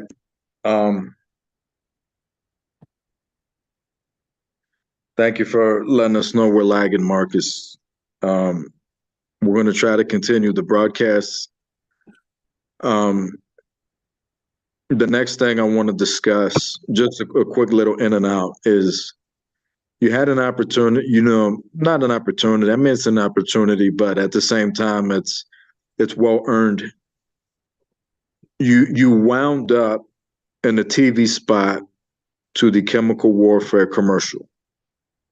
This is, in my opinion, a huge accomplishment because not everybody just winds up in a JTV pay-per-view commercial. You had the opportunity to be a part of this commercial as we go into the Bell Center in Montreal, Quebec, Canada for chemical warfare, which is going to be a huge event. What is your feeling having to achieve that? Break it down for me. It's it's really good to be. It's an experience where you started off like doing small shit, not even in commercials. They like you in like fucking pay per view commercials, pay per view posters, or like posters of intros, posters of like important shows, like the main shows. Uh, it's really good. It's really good when you see when you work on somebody, when you work on something, you became better at it, and that people love it with you. And then next thing you know, they be like, you know what, want to help this guy, and it feels better, way better. So it's a good experience. So that's how I feel about it. Definitely. I mean, I think that you've earned it. I think you've been busting your ass since you walked in the door in 2022 and just proving yourself so much, with whomever may have been hating on you or looking down upon you and just having huge success and to be on there, it's a career accomplishment and you just keep piling it on. You keep accomplishing more and more and more. In the 2 years that you've been in JTV wrestling, in every sense of the word, you've made quite the impact. And before I can tell you I'm proud of you, I want to continue into the next phase of this conversation. I want to talk about another match that was here and there for you, but eventually, and I convinced you about it, but eventually wound up being a really successful classic match that became just a great addition to your career in JTV, and that's the November 4th, 2023 Japan Tour Death Match with the All-Star Kid Corey Flash. It absolutely became a classic. Marcus Holloway and Sandman just tore the house down that night. Was a threat to you guys' match. Obviously the Knicks and Shendon is something that nobody can forget. The streak closing out was huge, was massive. In the JTV timeline, something that we thought we would never ever see. It's almost like a second coming, if you ask me. Like nobody ever thought that Shendon would ever lose to anybody. You just didn't imagine in your wildest dreams, and even if you did, you couldn't picture in your head who would be able to do it. I know that I definitely thought time and time again maybe I can get in better shape and in my old age and just maybe I can get in there. Maybe I could take it to the guy. I could put him down somehow. And I'm sure there's a lot of people that felt the same way, like maybe they can take on Shendon. But on this particular night, Nix was the guy. And there was just so much magic that went on at that event. One in particular was you closing out with you having a banger with the All-Star Kid, Corey Flash. Um, take us give me your thought on the All-Star Kid Corey Flash and take us through that match. Your thoughts. Corey Flash has always been fucking shit. The All-Star Kid could have been better. He could have been better. He Okay. He's a legend in his own right. He's a legend in his own right. No question. Yeah. Former JTV champion, Yeah. former total champion, former extreme champion, hardcore champion, uh, You know your shit. Tag team champion. You know your tag shit. team, WWE, JTV tag team Yes, champion, sir. shit like that. Look at how smart this kid is. He knows his history. You see? This is what I'm I, talking about. Corey Flash is somebody to work with, but at Japan I was on my New Jack shit because I wanted to kill him. Yeah. I You wanted to almost kill did. him. Like he disrespected me, like disrespected me. I wanted to kill him. Fuck him. Uh, Right. but luckily, when we did the match, it's so funny. When we did the match, I watched the match. I was like, okay, this match has been a fucking mess. And then I watched it again, and I was like, okay, it was good. It was good. It had its moments. But I feel like it's like the same with the Shinden match. It wasn't worse than the match with me, Shinden, and Corey. It was just, I feel like it would have been better. Right. Felt like that match, both matches could have been better. Match with Corey could have been way better. It was a 2 out of 3 falls. No, yeah. No, it was an Iron Man. It was a Iron Man Japanese death match. Um and we're doing it for a lot of period. I mean, fucking, it was a Terry Funk tribute. Yeah. Um it was a Terry Funk tribute, Bray Wyatt tribute. Who else? It was like another guy. Um Terry General Funk. None. Yeah. Yeah. It was a big tribute to everybody, a lot of people. And I Yeah. wanted to do it.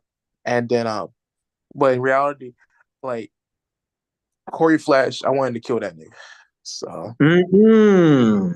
he got lucky that he got lucky that I won, but I wanted to kill that guy. Um, like fucking break his back and make him humble. You know, Mm-mm. maybe one day I get the rematch. Maybe throw out one and just start fucking beating the fuck out of him for fun. Hey, if Uh, y'all can have a banger rematch, I'm all for it. If it's just gonna be a mess, I'm not interested in cleaning it up. I'll let no, you that's fair. figure all That's that fair. out. But I felt like the match eventually turned out to be a classic. Eventually wound up being fantastic. I think you guys put a lot of pressure on yourselves, kind of like I did with Mr. Amazing and many other matches in the past that I felt like, it's just not good enough. And then when you rewatch it, it's like, oh, it wasn't as bad as I thought it was. You know, that's what that match was, the Japan Tour Death match. It was just something that maybe you was frustrated about in Corey, but then when you rewatch it, it's like, oh shit, I did great and it was amazing, you know?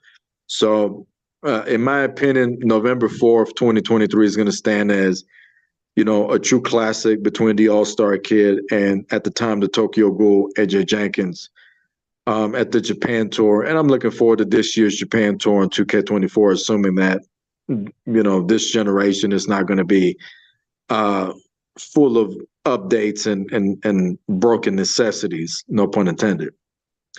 Um, with that being said, as we come to a close to this podcast, and I've enjoyed having you as my guest tonight, I wanted to ask you about the another date, which is December the 23rd of 2023.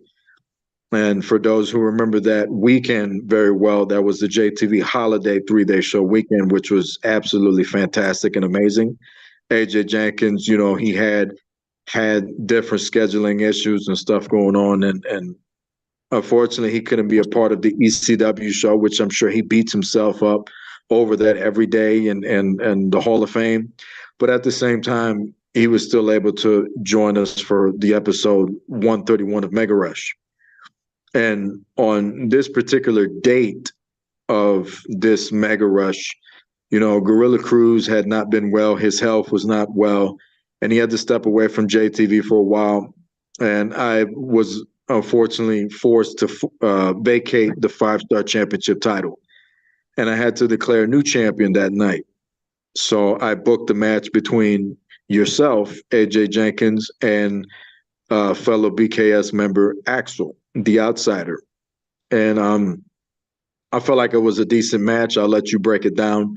But on this particular night, you got the opportunity to become the 5-star champion. Gorilla Cruz stepping out, you stepped in. There was an opportunity, and now you have the 5-star championship. You are the 5-star champion. You represent a division that has never been seen in JTV before, but it's just like a crown jewel, and it's almost like a blessing. It makes you above everybody else because you're on a second line of JTV. I mean, 19 JTV 19 is considered a second line, a second lifeline, if you will, of 19. But man, that blood sport fight club side of JTV, you have a wrestling side and you have an MMA fight club side. This makes things interesting. You're on the other side. Take us through that match. Give me your opinion on Axel and tell me about being the 5-star champion. So, first match debut of Mega Rush, got called up backstage for 1:30. Um, but couldn't tell nobody about that until like after. Yeah, Basically, it's like watching the anime and watching the show. If you see somebody on this intro, you know they got called up, or you know what they're gonna do. definitely. Yeah, So got called up, and I was told it was a blood sport match. I didn't know it was for the title. I had a feeling it was going to be. The thing is, Axel, in my opinion, Axel plays like Troy Jackson, but a little bit slower, right, slower. And I was like, all right, that's fine. right, Thing is, Axel tried to knock me out the whole match. He could have finished me because he could have finished me, and I think he didn't, and that's what got him. right, Um, we was able to have a good blood sport because the thing is, blood sport is you can have a good match all you want, but you knock out, you lose. Get tapped, you lose. Blood sport, tapped out, knocked out, you lose. Anything could happen, right? The match right, could easily range for at least like a 20-minute classic because nobody want to fucking get knocked out, or it can range right. for a fucking 2 minute, a 2 minute squash. Anything can happen in blood sport. Yeah, So when I hit him with the same killer and knocked them out, we I have to becoming 5-star champion was the first title I had because after like 4 or 5 title opportunities, I had 2 shots at Z Division title, had 2 shots at the submission title.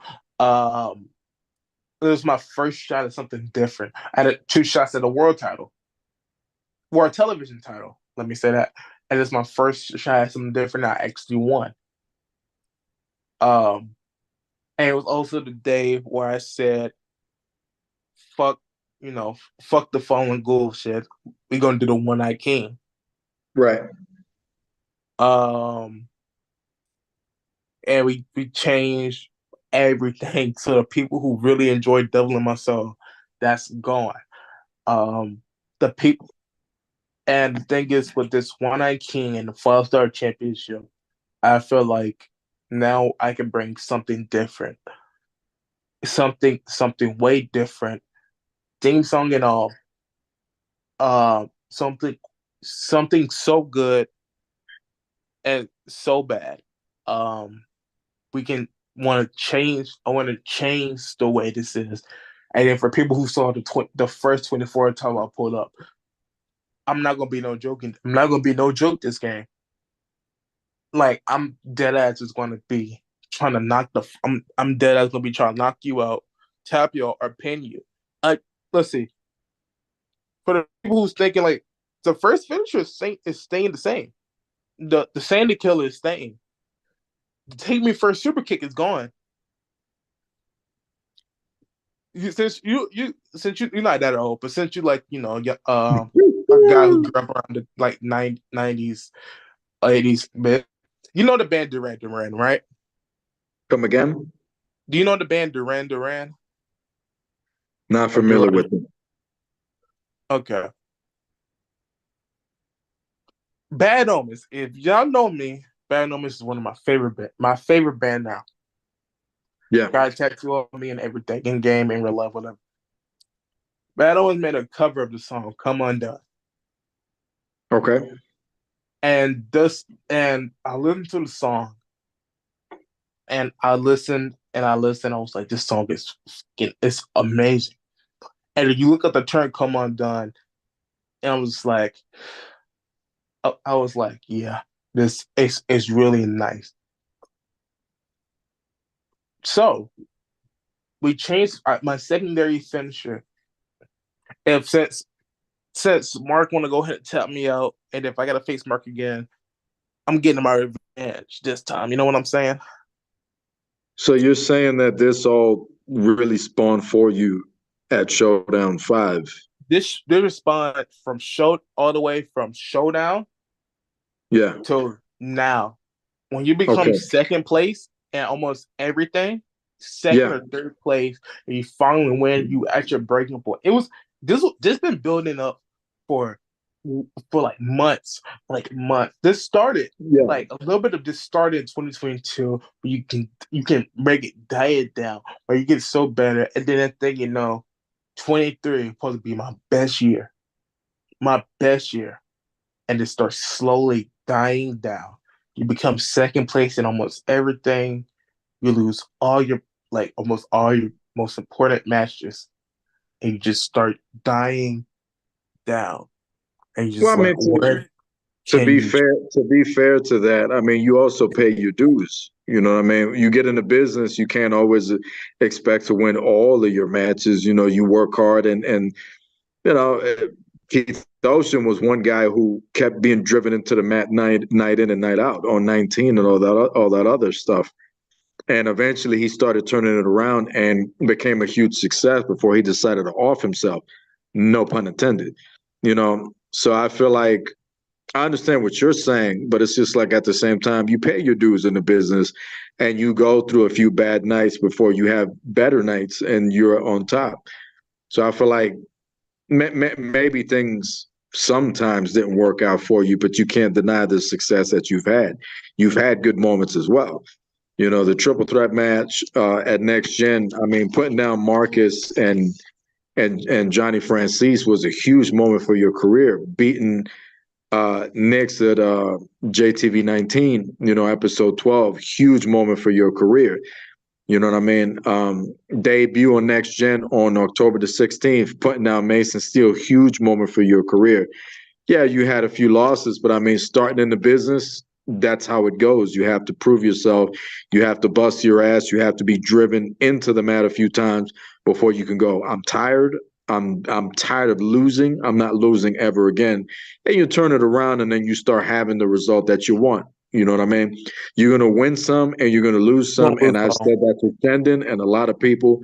So I can understand the AJ Jenkins One Eye King phase, which has gone over very, very well. You know, there was doubts. I think I had doubts at one point in time, but I tried to be positive about it. And there were people who had doubts inside, you know what I'm saying? Insider fans, insider people of JTV that knew that it was a plan, and people who follow you on your Twitter, you know, in the E-Fed world knew what was coming because the One Eye King had been born.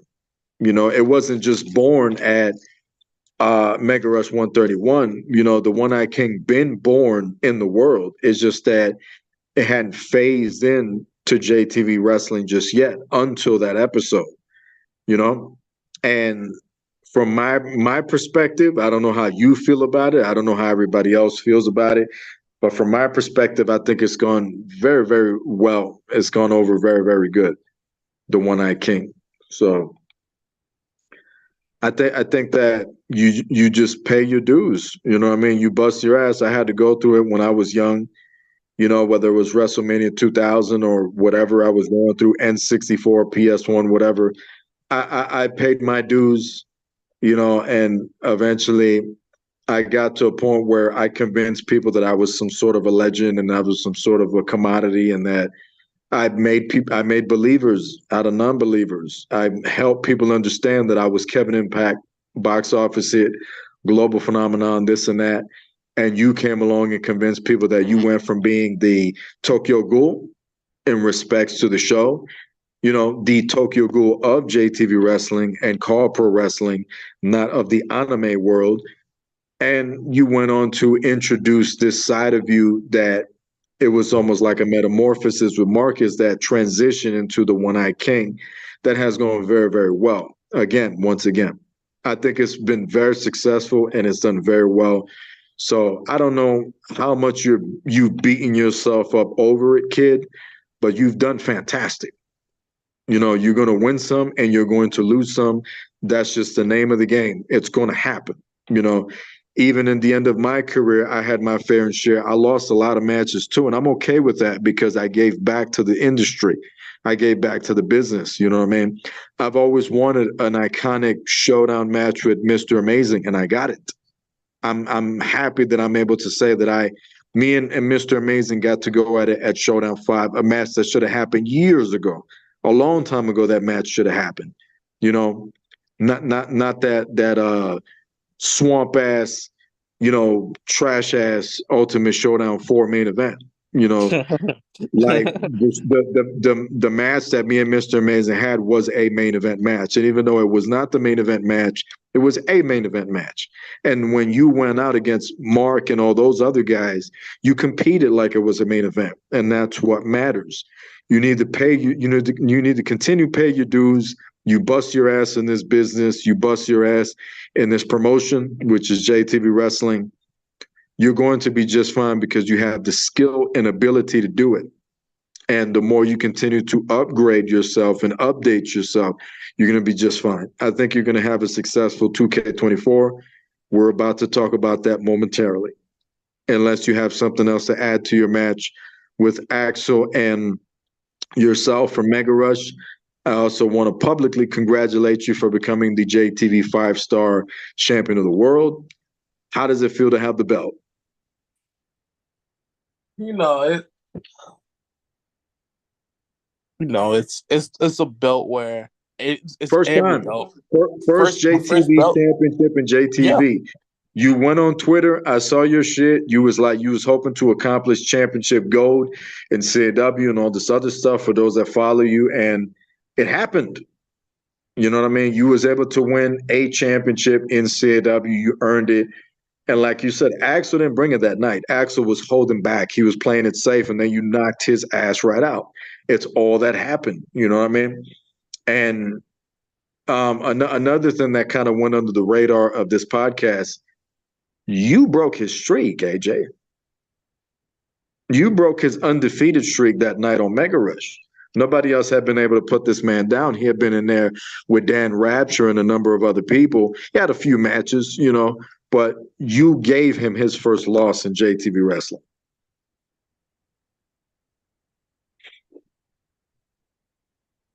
So kudos to you. You still with me? Yeah, I'm here. So with all of that great success that you've had, and it continues to pile on, let's just put the focus on the next generation of JTV, which is 2K24. We're going to 2K24. You're the 5-star heavyweight champion of the world. You are to expect anyone to come at you. I can tell you straight out right now that I have a formidable opponent ready for you at Chemical Warfare to attempt to try to take that championship belt from you. And it is a cultivating dream match that I am not going to reveal here tonight, to find out. Sorry about that. To find out, you can find out all about it on Mega Rush episode 132. We'll get more answers then. But in the meantime, you've got the belt. You have all this accolade of all the stuff you've done. Now we're talking 2K24. Where do you see yourself going in JTV and 2K24? What do you hope to accomplish going forward? Okay, well. And you could be selfish about this. Be as selfish as you want. If you want to say, I want you to come, Kevin Impact, I want you to come out of retirement and I want to re-retire you can say whatever you want. Be selfish as you want. Say how you want. I want to end the career of Corey Flash. I don't think he deserves to be no more. Corey Flash, that's an interesting one. Why Corey Flash? Fuck that guy. Fuck him. See, like, it's so cute. It's so cute.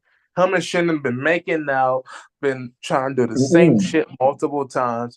It's so cute. He lost fair and square. his bitch ass got destroyed. The only thing Corey Flash got he can use against Shannon is Shannon Shannon beat his dad. But you know what you know what Corey did? Corey got either deep fakes or real pictures of Amanda Jones Ray. You know, like Oh besides no. that, Oh besides no. that, these two motherfuckers just going back and forth with these petty bullshit. Oh, you got the title that I want. Oh, I just want it back. Um, it makes no sense. There's people who deserve the World Heavyweight Championship that I'm probably not gonna name myself. For example, Colin Klein, Marcus Holloway. Let's see who else? Marcus Holloway, Colin Klein. Um, Knicks maybe. Nick, bro, even Nick. Bro. Here's the thing: I used to hate Knicks. Me and Nick talked this shit out. Me and Yeah. Nick talked this shit out, and we talked this shit out. Knicks proved me wrong. Became one of the best that he possibly can be. Knicks is right now is the current Z Division champion. Sure You know is. how he is the current Z Division champion. And you know what? Dedicated to nothing but hard work. He knew that shit in this week when it comes to submissions. He knew that. And he took advantage to that. Well, listen. I 24 is gonna be the year when the one I Mm. King when is gonna be the year when the One Eye King finally, and I mean finally, championship gold aside, is gonna cause havoc of this little kingdom that Shendon built. Title, Mm-mm. non-title, and cause a little bit of havoc. So Shen is the plan this Shendon is year. one of the plan. Yeah, one of the plans. And like I said earlier, nobody, the One Eye King is going for everybody. Is going for everybody, You got including. you got you got a handful of people in your way because Gorilla Cruz has publicly been talking about ever since he's returned to JTV how he wants Shandon and he wants the World Heavyweight Championship. He is the former owner of the championship you currently hold. What are your thoughts on him and the possibility of you guys colliding if he gets in your way? Let's see. Gorilla is one of my favorites. I love Gorilla Cruz. Okay. However, Gorilla Cruz may be Ape City, Mm-hmm. but compare a Ape versus a King, it's gonna be a whole different level. Right. You want Ape City, and I'm gonna show you a kingdom of cards, and I Mm-mm. want you to pick any card. I got Maverick in the comment section talking about he wants you and he wants that 5-star title. What are your thoughts on him and all of that? Maverick a bitch. Mm-mm. Maverick know I would do something straight to him. Mm-mm. Like, let's see. Maverick is okay. I don't know what the puppy was doing. Maverick is somebody where I don't know what the fuck Maverick is. He's just one of that guy. Hey, Maverick technically just fucking left and just got rehired. He was just like, ah, shit, I made a mistake. I'm coming back. Everybody walked off on him. The thing is, Maverick could have been smart. But Maverick never gonna know what's gonna happen. So now Okay. Maverick is next. See, and Maverick, you want a title? Me If you want personally, a shot, I I give Maverick a shot. I think from the Pumpkin Night Wrestling match that him and Colin had, I think Maverick could give you a good wrestling match. But in terms of fighting, I don't know. I don't know that Maverick If can apply himself to the MMA, Brazilian jiu-jitsu mixed fighting, boxing, if kickboxing style. I don't if know. if Maverick want a shot, I will put his simple ass to sleep. Who else? Mm-mm. Who else? Who else? Who else? Who else? Well, I do anybody. Who else won the shot? Who else won the I shot? got more. I got questions for you. Um, so Shendon wants to know. Okay, Shendon wants to know what's the story behind the One-Eyed King. How about that? So we went through.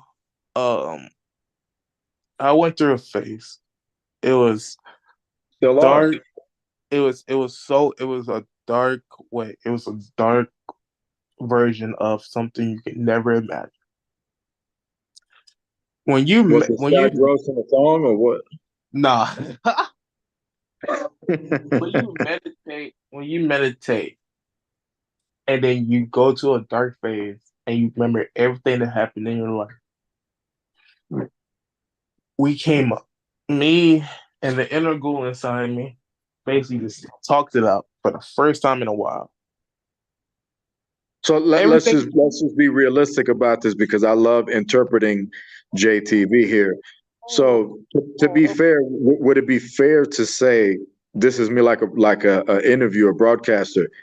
Would it be safe to say that the One-Eyed King is like an inner demon of yours? the One-Eyed King is a combine of everything in my mind. And it's finally what I like to call the true final phase. He didn't answer my question if y'all noticed, ladies and gentlemen. He left it out there for exploration. I like that. That's interesting. So, I'm not even sure I should even ask. I think we should just explore it. I think we should just leave that alone, before something else strange happens. Let's do this instead. Shannon had another question. We broke down all these great traditional wrestling matches that you had in JTV, but really the difficult question is, out of all of them, which one do you think is your favorite in your JTV career thus far? Ooh, oh, that's a I good know it's one. tough. I know it's difficult, but you got to think hard. If you had to narrow it down, which is the match? Which is the match for you? Which one does it? Even though he's not hit me versus Keith Ocean raised in the cage. That's Okay. is my all-time favorite match that I keep watching. Yeah. Again, amazing main event, co-main, and it was simply one of my favorite matches I ever did facing somebody like him. Yeah. So I mean, he was a superstar, no question about that. He was an absolute superstar. All the tools to make it in the business. He learned how to talk. He learned yes, how to walk. He learned how to he move. did. He had it. And it's a shame I can't face him for the submission title no more. We can never run. We can never run the 3-peat. Well, Everyone. the interesting thing about this business is that you never say never, but at this point in time, it would appear that Keith Ocean has got to be the hero. He's got other things he has to do, and your heart's got to be in it. To be a part of the JTV wrestling roster. I mean, this is not an E-Fed. This is not a league. This is not a cost show. Even though it is, it's not even necessarily a cost show. It's a legacy that we're leaving behind. We're carving art into history. We're no different than the Mayans and the Egyptians who were building, Egypt back in the day, and we're building the pyramids and building the symbolism and the all-seeing eye and all this other stuff. We're no different than those guys. We're literally carving detail into history, and I like to think of it that way. And that's the reason I take this as serious as I do. There's a lot of people who misinterpret me and think, oh, I look at this like it's a job or like I'm a boss in real life. Not at all. I enjoy this, and it is for fun, but it's a lot more for what we're building than for fun, because for fun I can go in any chat with you guys and just talk. You know what I mean? And just game and have fun. It's not just for fun. We're building a record here, and that's the difference between us and many other CAW shows. They're just doing it for views, or they're just doing it for whatever reason they're doing it. I'm in this industry doing this because I recognize my position. I recognize that I have the responsibility of to deciding where AJ Jenkynz and Marcus and Corey and Shen and Maverick and Colin and all these girls and all these guys and Gorilla Cruz and Cerberus and the list goes on of so many people. Where do they go next? That responsibility is in my lap. So it's a little bit more than just having fun. It's a little bit more than just doing it for fun. It's responsibility of the decisions I make are important. And the decisions you make are important because it will solidify the legacy of the One-Eyed King, AJ Jenkynz. So, I feel like there's many different things that go on in this industry. But there's just so much to prepare, so much to learn about, there's so much growth. And Keith Ocean is just a guy who, like I said, you never say never, but you got to want it. You really have to want it. And I see people that want it, and I see people that are just happy being on the show or being in the community. And then there's people who are just here visiting. And Keith Ocean, unfortunately, like John Skinner and others, are just people who were visiting who just weren't able to climb to that next level because it was just too much for them. And, no hard feeling. I understand that. JTV can be difficult at times.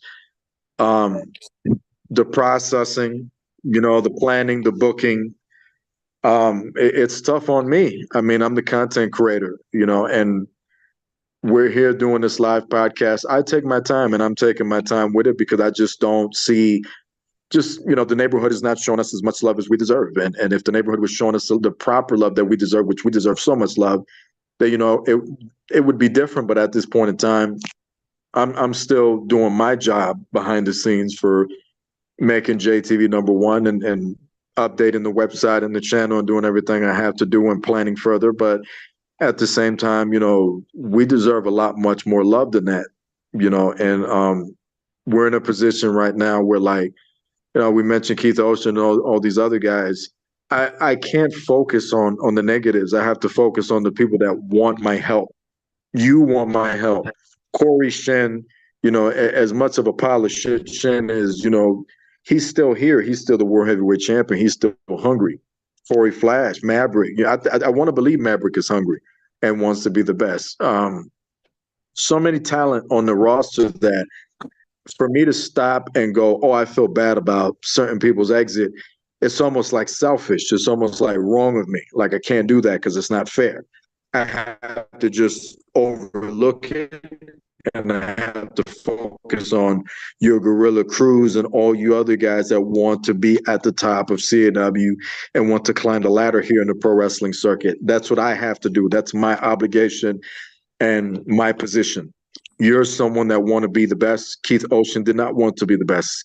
John Skinner did not want to be the best. So on and so forth. Like we say in Spanish, fulano de tal. This person, that person, that person. There's people that talked about it. You are about it, AJ. It's not the same. You see what I mean? You see what I did there? It's not the same. You are about it. You want to be about it. They've talked about it. It's not the same thing. And respects are absolutely given for that. And I'm not just targeting, Ocean Mafia and Skinner and Ocean. I'm not meaning to do any of that. You know what I mean? It's just conversation of recent activity of what's going on and different things that are happening. And, you're just someone that really wants to continue to climb to the top. And I respect that. That should be the motto. That should be the attitude, And if you are going to go out, then you go out the right way. Am I right? You go out the right way. You go out with respect. You show respect to the industry. You show respect to yourself before everybody else. And, you show respect to more than anything to me. If I give you your break, what I mean? Respect your peers, respect everybody else. You go out the right way. And I think that right now you're doing your shit the way you should. I'm trying to look in the comment section. If you guys have any more questions, throw them at us as we're getting ready to close this show out. But you've been doing your shit. And that's really what it's all about. You win some, you lose some, but in the end, you're still doing your part. And that's really what matters.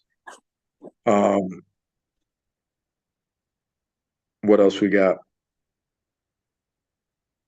I don't see any more questions in the comment section. That Mark had a question. Who has currently been your okay? Here's a question from Mark. Who has currently been your favorite opponent aside from Corey Flex? Well, I mean, he answered that, Mark. You know, he said it was going to be Keith Ocean, and respectfully, I accept that answer because Keith Ocean, in my opinion, was probably my favorite JTV superstar of all time. You know what I mean? So that answer is accepted. That answer is answered. If you guys have any more questions for AJ Jenkynz, please post them immediately before we close out the show. This has been while we're waiting on that. AJ, I would have to. We got Jaden Nix checking in the comment section. I don't know if he's going to type anything in if he has any questions, but I would have to thank you. This has been a marvelous sit down City of Impact episode 2 podcast interview. I've enjoyed it. It's been interesting learning so much about you. I didn't know that you started out in Day of Reckoning. I didn't know that you started out in your dad's universe mode on 2K14. You know, we broke down so much, talked about so many opponents and matches and moments, and I want to take the time to tell you that I'm proud of you. I'm very, very, very proud of you. I think that you've worked very, very hard, not taking anything away from the other JTV guys who compete hard as shit, but just zooming in and focusing on you tonight because, you know, you've had the opportunity to be focused on in JTV, but at the same time, you haven't had the opportunity to sit down and talk with me like this. So I just felt like this was appropriate. And looking in the comment section, it looked like Shendon does have a question. It said, and they want to know, who is your dream opponent? Oh, Mr. Amazing. No Woo! doubt. Mr. Amazing. That is my dream match for AJ Jenkynz. I had said that on the other podcast, on the live Q&A. That is a match that needs to happen. We need to have Mr. Amazing versus AJ Jenkynz. I feel like the universe would spin. The tectonic plates of the universe would probably go upside down. There'd be an ice age and there'll be a tsunami and all, you know, what do you call it? I forgot what the volcano's called. All the volcanoes of the world will probably erupt and there'll be so much chaos. It's almost like the vibe we're going to get from over on AEW with Bryan Danielson and Will Ospreay. Yeah, boy. You know, I think that's going to be an epic match. I think that's going to be huge. So that's a great dream match. What else we got in the comment section? Jaden Nix asks, I want to know what made you become the. Okay, we've already answered that. You're going to have to replay this thing back. He's already answered what made him become the One Night King. But the One Night King it's a combination of character-wise. It's a combination of my insanity, because my insanity is different from Marcus. It's a combination of my insanity, the fallen goal gimmick, the hollow, and what else I had? It was the fallen goal gimmick, the hollow, insanity, and the backyard wrestling / Japanese training side of my things.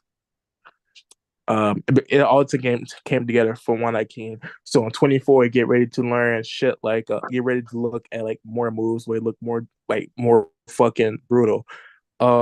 Less like you really take after that Japanese strong style background and anime background. You really bring it to life. Yeah, and I had asked people. My moveset is basically kind of based around King's Road. So it's a strong style to despite Antonio Inoki. I had to find out the Antonio Inoki? It's Antonio Inoki makes strong style. WWE is low-key kind of fucked when they named Shinsuke the King of Strong Style because Shinsuke is a King's Road type of person. Yeah. Which means King's Road is strong style that despise Antonio Inoki.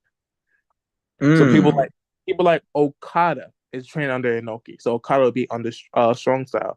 People like Suzuki would be under King's Road, I believe. So they would be against what Nakamura represents, you're saying? No, not Nakamura is King's Road. WWE said strong style because they're just fucking stupid. They just wanted to have their own spin on it. Yeah. I guess. Yeah. I feel you. Okay. That's good. That's good intellect. Let's see what's in the what else is in the comment section. Jaden Nick says, what else we got? I want to watch that match. Blah blah blah.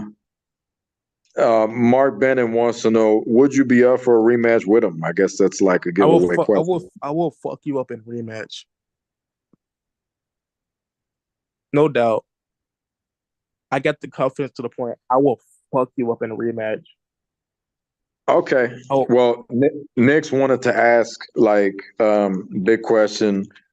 I guess he wants to see you and Shannon go at it. Nick's got here a little late when you had said that pretty much Shandon is a goal this year. So maybe you want to reiterate for Nick's on you maybe wanting to be world champion and coming it's after the guy. what world champion or just facing Shannon is thing I want to do. Shannon currently is crazy to say that Shannon is not undefeated in 2024. However, Shannon still got a bunch of accomplishments that you can go after. So, global title, world heavyweight championship. Well, to be fair to the guy, the 2024 season hasn't started yet. Yeah. So, heading into 2024, Shannon is fucking goddamn. I know he's like almost 60. He's like something He's in 61 and 0. He's 61 and 0, 62 and 0 around there. okay. So yes, Shannon has lost the title, has lost his title and lost a streak. Well, he's lost one title. He still has the most important belt in Yeah, he JTV. lost one. He Right. lost the title and the streak. That's the only two things he lost. He still got the World Heavyweight Championship, which at this point, Shannon is most likely is going to actually kill somebody for the state champion. I think Shannon's going to do everything in his power to hang on to the strap this year. But do you feel that the Cosmos are, alerting us out there, far out there, that maybe you think there's a chance that this might be the year Shannon could lose the belt after 2-3 years of being champion? You think Yes. it's possible? Yes. The thing is, I can't tell you who. It depends. You said it. You said it weeks. You said it. You keep saying it every time. Anybody can beat Shandon. I It mean, just I could throw names at you. I ain't afraid of nobody. I'm the box yeah. office hit. I could tell you. I think Troy. If Troy did it, I don't know that it would be great. Gorilla No, Cruz I don't think that would be has great. interest. Gorilla Cruz has interest in taking the belt. Nix has talked I'll fuck. about multiple times that he wants the belt. I think Marcus stands a chance of getting the belt. I think Corey Flash is going to finish the story in like Fuck no. 30 years. Yeah. You know, I think that Shandon been messing with me, about possibly coming out of retirement and stuff like that. I don't know that I see it, you know what I mean? But I could see if you applied yourself the way you've been doing and keep doing your shit and have that mindset, it's possible. And with Bloodsport being now embroiled into the JTV scene, listen, anything can happen now.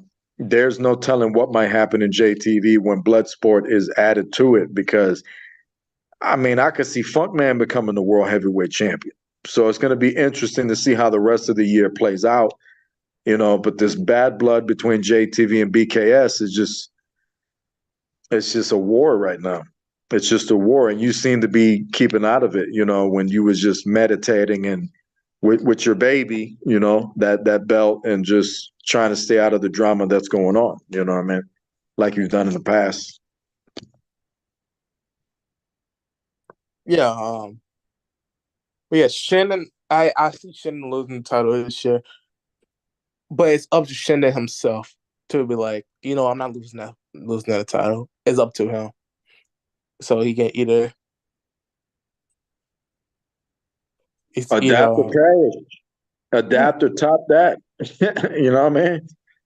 So like, Um, what was okay? Let's see. Let me look. What was the hardest thing there, to adapt to in call? The hardest yes, thing sir. was to adapt to in call was switching. And for me, it was switching names because I'd become Jenkynz for so long. I'm still Liz, but I changed one letter of it. And then I did it. I changed it because I was trying to repel against my dad. Like when I did it differently, 2016 ish, and then now it's my dad liked the name different. I have a Z on mine, then he had an X on his, and just like, all right, it's perfect. He likes it. Uh, yeah, he likes it. Damn, you just melted my heart with that. That was special to me. Uh, That was special to me. And his Yeah. dad is a real life professional wrestler. So we didn't mention this in here, but for those of you that don't know, AJ is like second or third generation wrestler, just like Jocelyn. And there's a few other people in JTV I want to say. It's yeah. I'm second generation and like real life and in call, which is really fucking funny. There you go. So So IRL, in character, out of character for a shoot, AJ Jenkynz is second generation. So professional wrestling is embroiled. It's deep in his veins and his blood. It's almost like a poison. Not a poison. It's an existence. It exists within his um findings, his inner being of himself. It's there. It's in his blood, you know. So professional wrestling is just close to home. There's people who get into this and it's just like it's something they try and they look at us like we're some kind of an E-Fed or league or whatever. Not AJ. AJ breathes, lives, dreams. He eats and sleeps and showers this business. And that's why I got respect, so much respect for the kid. And as somebody who's Corey just popped up in the comment section, as somebody who has gotten a taste of the professional wrestling business IRL, I can tell you professional wrestling is not fake. AJ can tell you professional wrestling is not fake, and so can his dad. And there's nothing fake about professional wrestling other than it's pre-planned. There's and a that's it. fixed. His plan. That's it. That's it. There's a fixed ending to the match, and that's it. You can't you could try to lie all day long and convince me that Darren Drozdoff and D'Lo Brown stepped into the ring and what happened in that match was fake. And nobody would believe you. I wouldn't believe you because there's nothing fake about wrestling. How can it be fake when anything can happen? How is it fake when you can be dropped on your neck at any time and be paralyzed? You know what I'm saying? Darren Yeah. Drozdoff, God rest his soul, he's dead. Darren Drozdoff was paralyzed for the rest of his life. Fuck your career. Career is anything. Career is in anything. You could be a fucking secretary and have a career. You know what I mean? You could be an army pilot and have a career. I'm talking about your life. Darren Drozdoff was in a wheelchair for the rest of his life, confined, like our beloved, God bless his soul, Chris Conscience. That is a real man. And he has all of my respect in the world. I look forward to meeting him and possibly you and Mark, and you guys can have some breakfast with me sometime this year. I'll let you know. But besides that, bro, professional wrestling is not fake. There is nothing that's fake about it. Anything can happen at any point. So, being second generation and everything you've done is just amazing. And I continue to say that I'm proud of you. Let's see what other questions we got. Any other All right. questions in the comments Anybody section? got any questions? Mark, Corey just joined. So give me a question or I might have to beat I the was fuck out of hoping you. that I was hoping that Corey would pop up in the comment section, and he finally did. So it looks like what okay, clean blah blah blah. Nah, they talking shit. That's Your career is bigger than ever, thanks to me. You look at shit and this pile of shit being arrogant. Um, yes, a podcast on a Thursday night, Corey. You know what I mean? If you don't want to watch it, you could listen to it on Saturday or whatever fits in your little tight hole. All right. Whatever. If it's too much for you to handle, then it is what it is. All right. So throw some questions. If not, AJ Jenkynz and box office hitter getting ready to wrap up. You could rewatch this on the replay But this has been amazing. This has been fun for me. Um, there's different. They're talking different trash in the comment section. All right. All right. Uh, Anybody else? Nah. I don't see any more questions in the comment section unless one pops up. I'm going to go ahead and thank my guests tonight on episode 2 of City of Impact. And I've, like I said, if you guys missed out and you're just joining in, you could replay this show. AJ had a lot of insight, a lot of detail he went into. It was very fun, very enjoyable. Yes, it's a Thursday night, but you know what? It's you can replay it and you can re-enjoy it. It's no biggie. All right. So this was fantastic. I look forward to you having a great season in sports entertainment and professional wrestling in the pro wrestling circuit and in JTV Pro Wrestling. I'm very proud of you once again. I wish you good health. I wish you happiness. Congratulations on your new puppy. If you want to shout him out, he's Oh gorgeous. my! Is it a boy Shout or out to girl? my puppy Dream. I fucking love her. I swear to A God, girl. she is so cute. She's so cute. The only thing she did was piss on my bed, but I forgive her. But besides that, she's really adorable. Um, she's a mix of a Rottweiler and a Pit. Okay. Um, she's extreme. She's really cute. I love her to death. She just be whining, so you just had to feed her a lot. She be the So friend, she but she be went, the fun. She be cuddling and shit. We drop her off in the morning at my sister friend house before we go to school. Then we get back, we pick her up, and then I walk home with her. Like I'd be holding her like she a baby. So well, you she know, is a baby, but that's yeah, dope. she be in my room every day. She just be in my room, just chilling and shit. Sometimes crying, I had to feed her, and when she's not, just hold her while I'm playing 2K or something. So You ain't whipping a tit out and putting it in her mouth now, are you? no, what the fuck? No, I'm I feeling would hope tired. not. You know what I'm saying? You got to leave that to some of those other jabronis in that other promotion. With Baron Blade in them. Cole Quinn and shit.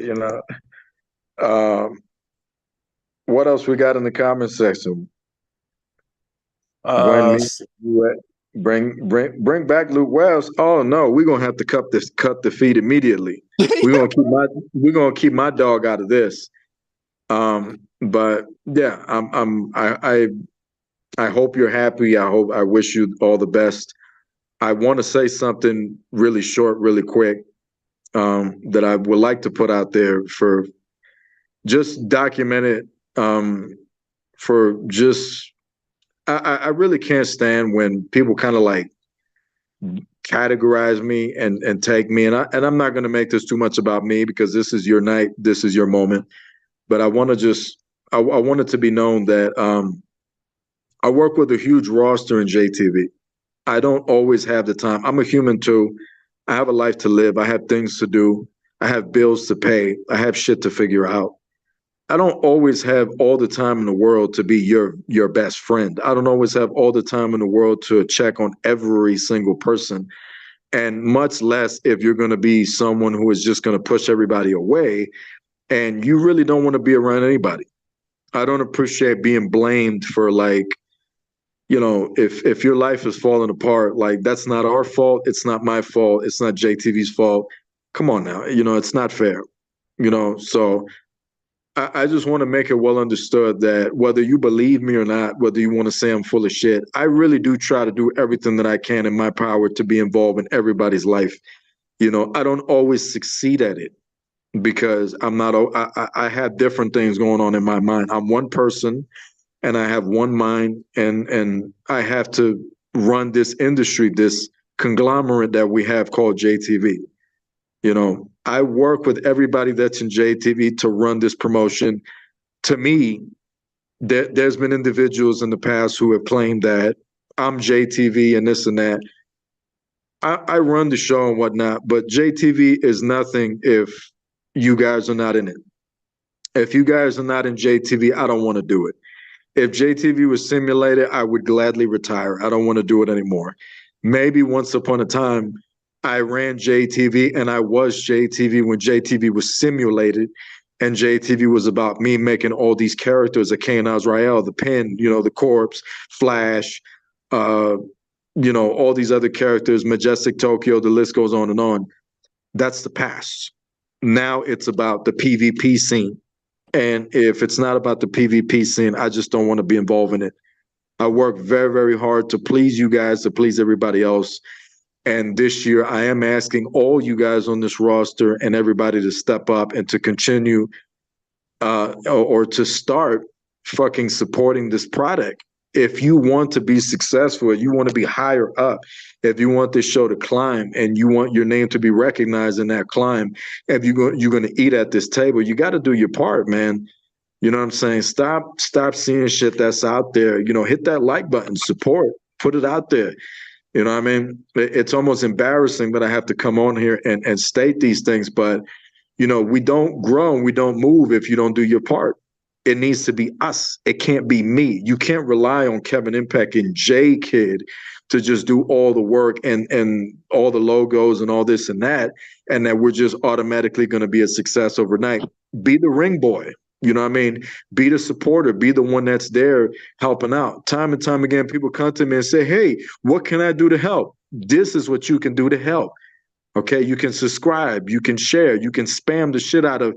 If Mega Rush came out last night, post it 10 fucking times everywhere you can, because that is how we are going to grow. That's how we're going to get out there.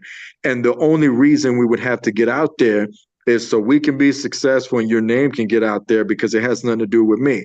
Because at the end of the day, I'm going to get old, I'm going to retire, and then I'm gone. And when I retire, everybody's going to go, fuck, I miss JTV. I wish I did my part so it would be around a lot longer. And now I'm just stuck. If you want it to fucking work out, you have to do your part. You got to be supportive. You got to be there. That's what this is for. It's supposed to be a us. If there is no us, I can't do it.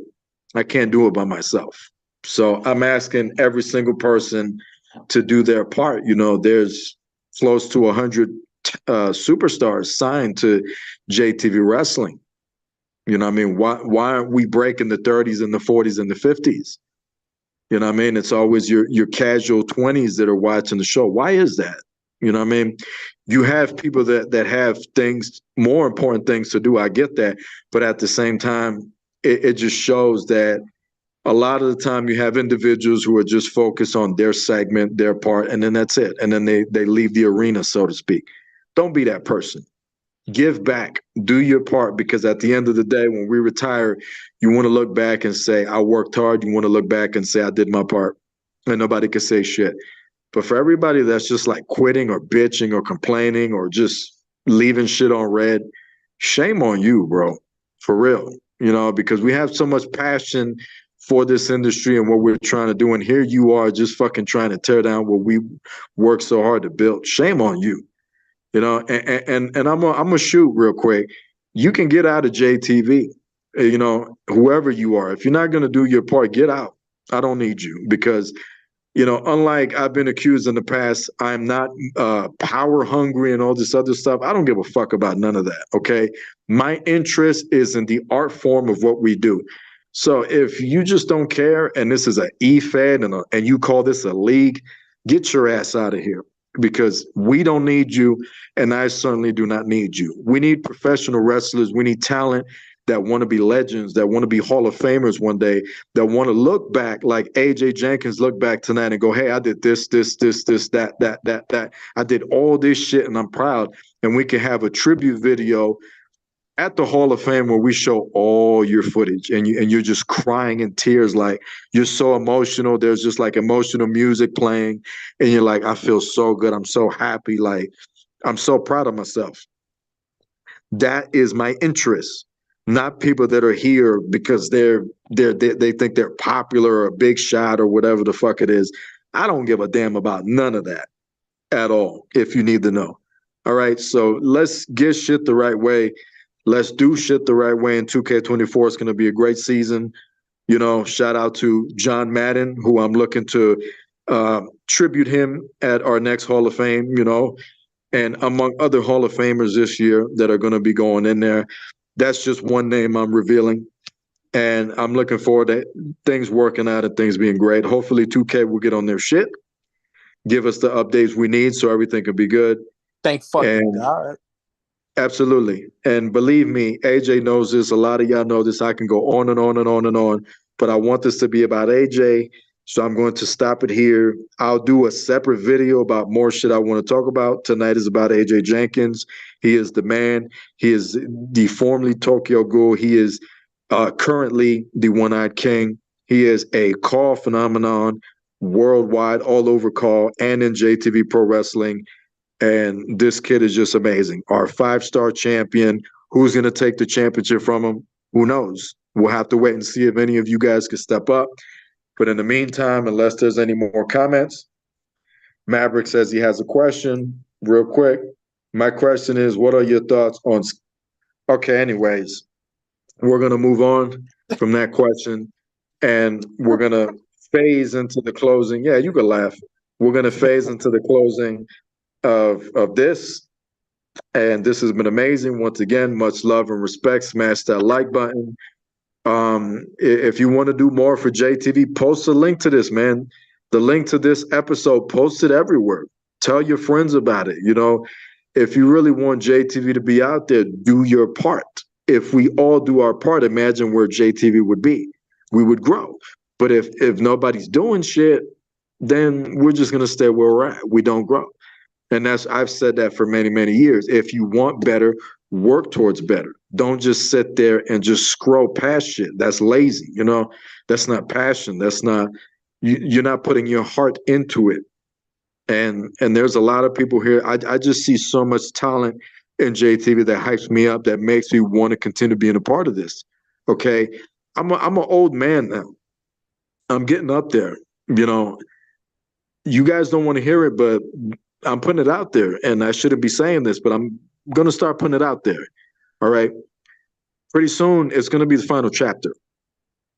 You guys don't want to hear that, but you have to hear that because you have to convince yourself that, like, you got to do everything in your power to get this shit out there, because if not, it's just going to close, and it's just like, we'll have a great run. It could have been better, but we'll just have a great run, and that's just going to be it. And I'm just going to retire, and my inbox is going to be flooded. Please come back. We miss you, please. And I'm not going to do it, because once I close it, I'm done. I see the potential for 1 or 2 shows, maybe 1 special show a year or whatever. But once I retire, that I'm out of here. And I don't mean to be arrogant. I don't want to be arrogant, but honestly, I really do believe that the day that J Kid Kevin Impact retires and is done, I'm taking CAW with me.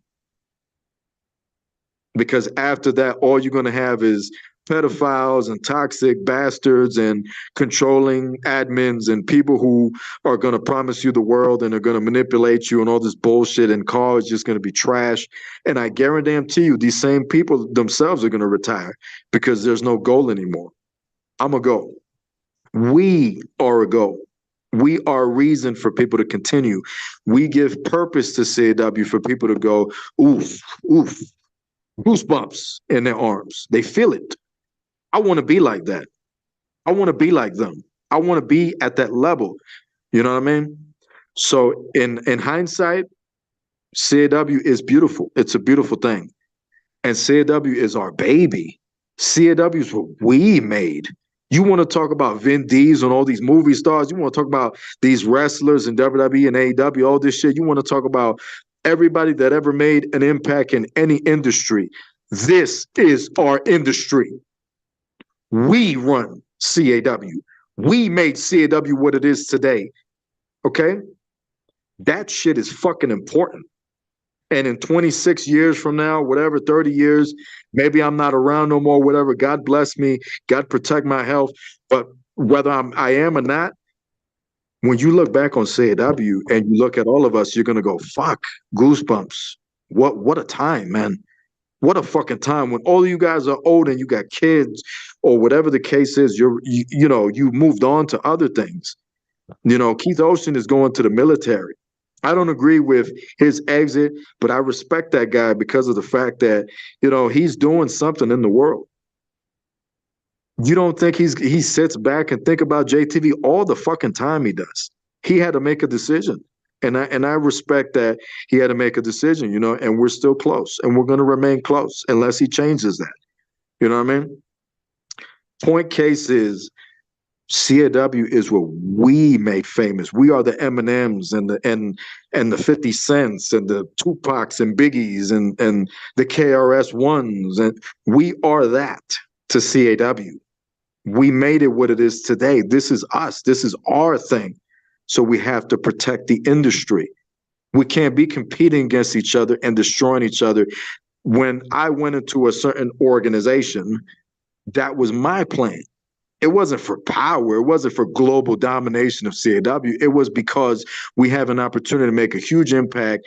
And when I retire, people will have other places to go to, and I could just smile and I could just help them and do podcasts and give them my best advice. And that was not the plan for some of those other people. That was my plan. That's what I wanted when I decided to affiliate myself with other organizations in the past. That was the plan. If I quit or retire or something happens to me, you have options. Okay. So this is our baby, man. This is our thing. We have to protect CAW. We have to love it. We have to enjoy it because we made it into what it is. And when I walk out, take it however you want. I'm Kevin Impact. J Kid is taking CAW with him. Mark my words. Done. To AJ Jenkynz, phenomenal talent. I'm very happy I've had the chance to work with you. I didn't know if it was ever going to happen. I'm very proud that you are a part of our illustrious roster. And I look forward to continue working with you and to help you, in your growing career and hoping that everything continues to go well. I wish you the absolute best. And I'm going to leave it at that, just so I'm not yapping too much. I've already yapped long enough. Thank you for being a part of this episode, okay, AJ? No problem. No problem. It was fun. All right, buddy. God bless you and the puppy. God bless your family. God bless your health. I wish you nothing but happiness in your life. And come on back to the show sometime soon, player. I got When you accomplish more shit, I'll ask you some more stuff, okay? Got you. That being said, y'all smash that like button, show love. You want to plug your Twitter? What's your Twitter so they follow you? Who's not following? Yep. Follow me at Sandy Killer 2K. Some of y'all niggas are weird. Some of y'all might block, to be honest. Yeah. But no, I'm just like, give me a follow on Twitter. Instagram is the same thing, Sandy Killer 2K. And Facebook. You ain't got a YouTube? I'll type it. Hold on. Let me type that shit. We're still on. Yeah, he's typing some stuff in the comment section for you guys. Follow him if you want. Actually, I'm gonna do him a solid. After this video is done, I'm gonna add his social medias to this video bio, to the detail area of this video. I'm gonna add his stuff in there once I can get it on there. So definitely follow him up, show him some love and support. That's another thing. We gotta show each other some love, man. You know what I mean? I'll be posting shit, he'll be posting shit. Hit that heart, hit that like, man. Retweet, support. You know what I mean? We gotta. Once you start doing that, it becomes contagious. You know what I mean? I try to do it, even the people that are not in JTV, and I just don't see that love return. And when I don't see that, I stop. That's just the way that I am. I test you. I try you. I'll heart and support some of your stuff. When I don't see it back, I stop. That's just how I am. And just quickly going back to some of the shit I was saying earlier, like I try to do everything I can to be people's friends, but there's either people in this industry, like AJ said, are weird and are fake, or just, you don't know how to be a friend, I guess. I try to do what I can. My friendship is open to anybody. If we have issues, you work on that. You just don't go and make me the bad guy because you made a mistake and now that's my fault, my problem. You correct that. You know what I mean? If you did something to a friend of yours and you guys are having bad blood, you have to take the necessary steps to correct it. And you can't just force that person to love you. You got to go step by step with that. You know what I mean? Time and time again, I get forced to love people that have done really horrific things to me. And I'm not built that way because that's fake. I don't work that way. If we had issues, we have to exercise them step by step, you know? Again, we'll put that in a different video. I'll leave it at that. AJ Jenkynz has been your guest here tonight on City of Yeah. Impact episode 2. One more God thing. bless. One Yes, more sir. thing. Go ahead. Y'all will love. I'm about to get this out there because a person is struggling. Yeah. I need money. All right. I'm learning how to make logos. So if I'm trying to do at least like $3 per logo, I'll take cash up. I need to get this football helmet before I go to college. I got to buy the specific one because, I tried a bunch of football helmets my senior year of high school, did not work. All right. And I fit like two Pacific football helmets. One of them cost $400, the other one cost like $600. So we'll go for the cheapest one, which is the $400 option, right? So, ask me for like logos or like cheap hand tattoos or like words tattoos. Charge like $3 for those. And then hopefully, just help me save up money and shit so I can buy my helmet. That's all. Hey, if you got what do you call it? What do you I can't remember. GoFundMe. If you got some GoFundMe and stuff like that, send everything my way. Send everything to my inbox so I can add it to this video. Send me your Twitter, send me your Instagram, inbox me everything so I could put it up in the information. And I'm assuming YouTube is going to go through a clearance process on this video, and it'll be back up tomorrow or in a day or two. I'm not sure because they took down the other podcast for a couple of days and then they put it back up. YouTube be on that weird shit too, but that's besides the point. So show them some love. Buy some merch from AJ. Don't buy We no had merch. That merch shop is fucking horrible. That we we gave up on the merch shop a long time ago. Actually, like that shit pissed me the fuck off. Like, but you got a GoFundMe going, no?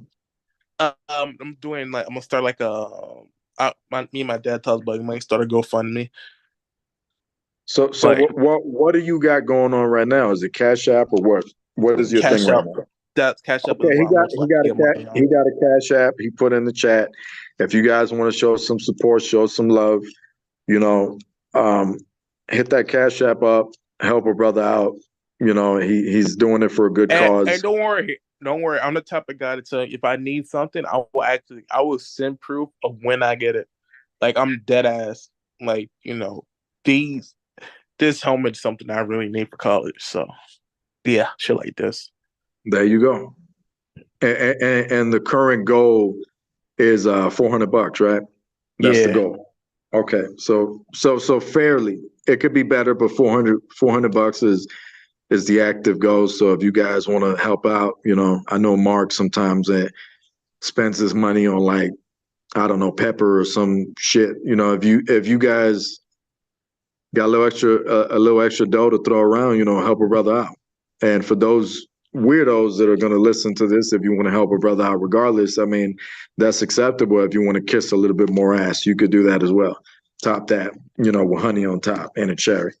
So, with that being said, all this information will be added to this channel. Me and AJ will be in contact.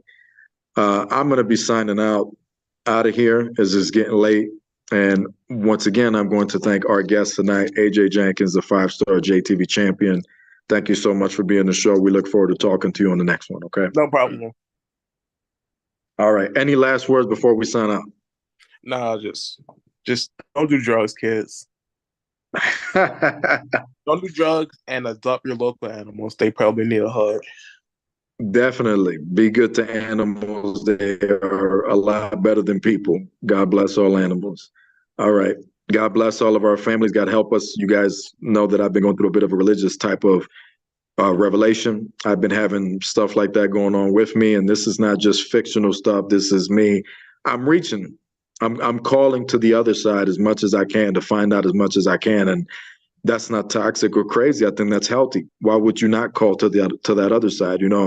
So I'm encouraging everybody to talk to God, reach out, and just try to ask for more. Try to ask God to show you more. I'm waiting to be shown more, I guess, in my dreams and stuff like that. I definitely don't want to be, God bless me, no accident or anything. I don't need that much shown to me. But, I would like to see more in my dreams. I would like to see stuff like that. Respectfully, nothing that's going to make me lose my mind. But God bless us. God help all of us, man. It's tough times, and may everything work out. And we will see you on the next telecast of episode 3 of the City of Impact with my next guests who are going to be on the show, who are going to be, drum roll please, no drum roll, it's going to be the three-way deadlock. Mr. Amazing, Jada Nix, and Marcus Holloway Ah, fuck. will be joining us on episode 3 of City of Impact, and I think that's going to be an interesting conversation. Shout out to Hayawashi and shit. And all for the better. Thank y'all for joining in. Smash that like button, share this everywhere, and have a good night. We'll see you in the next one. All right. And from me and AJ Jenkynz, if you can, top that.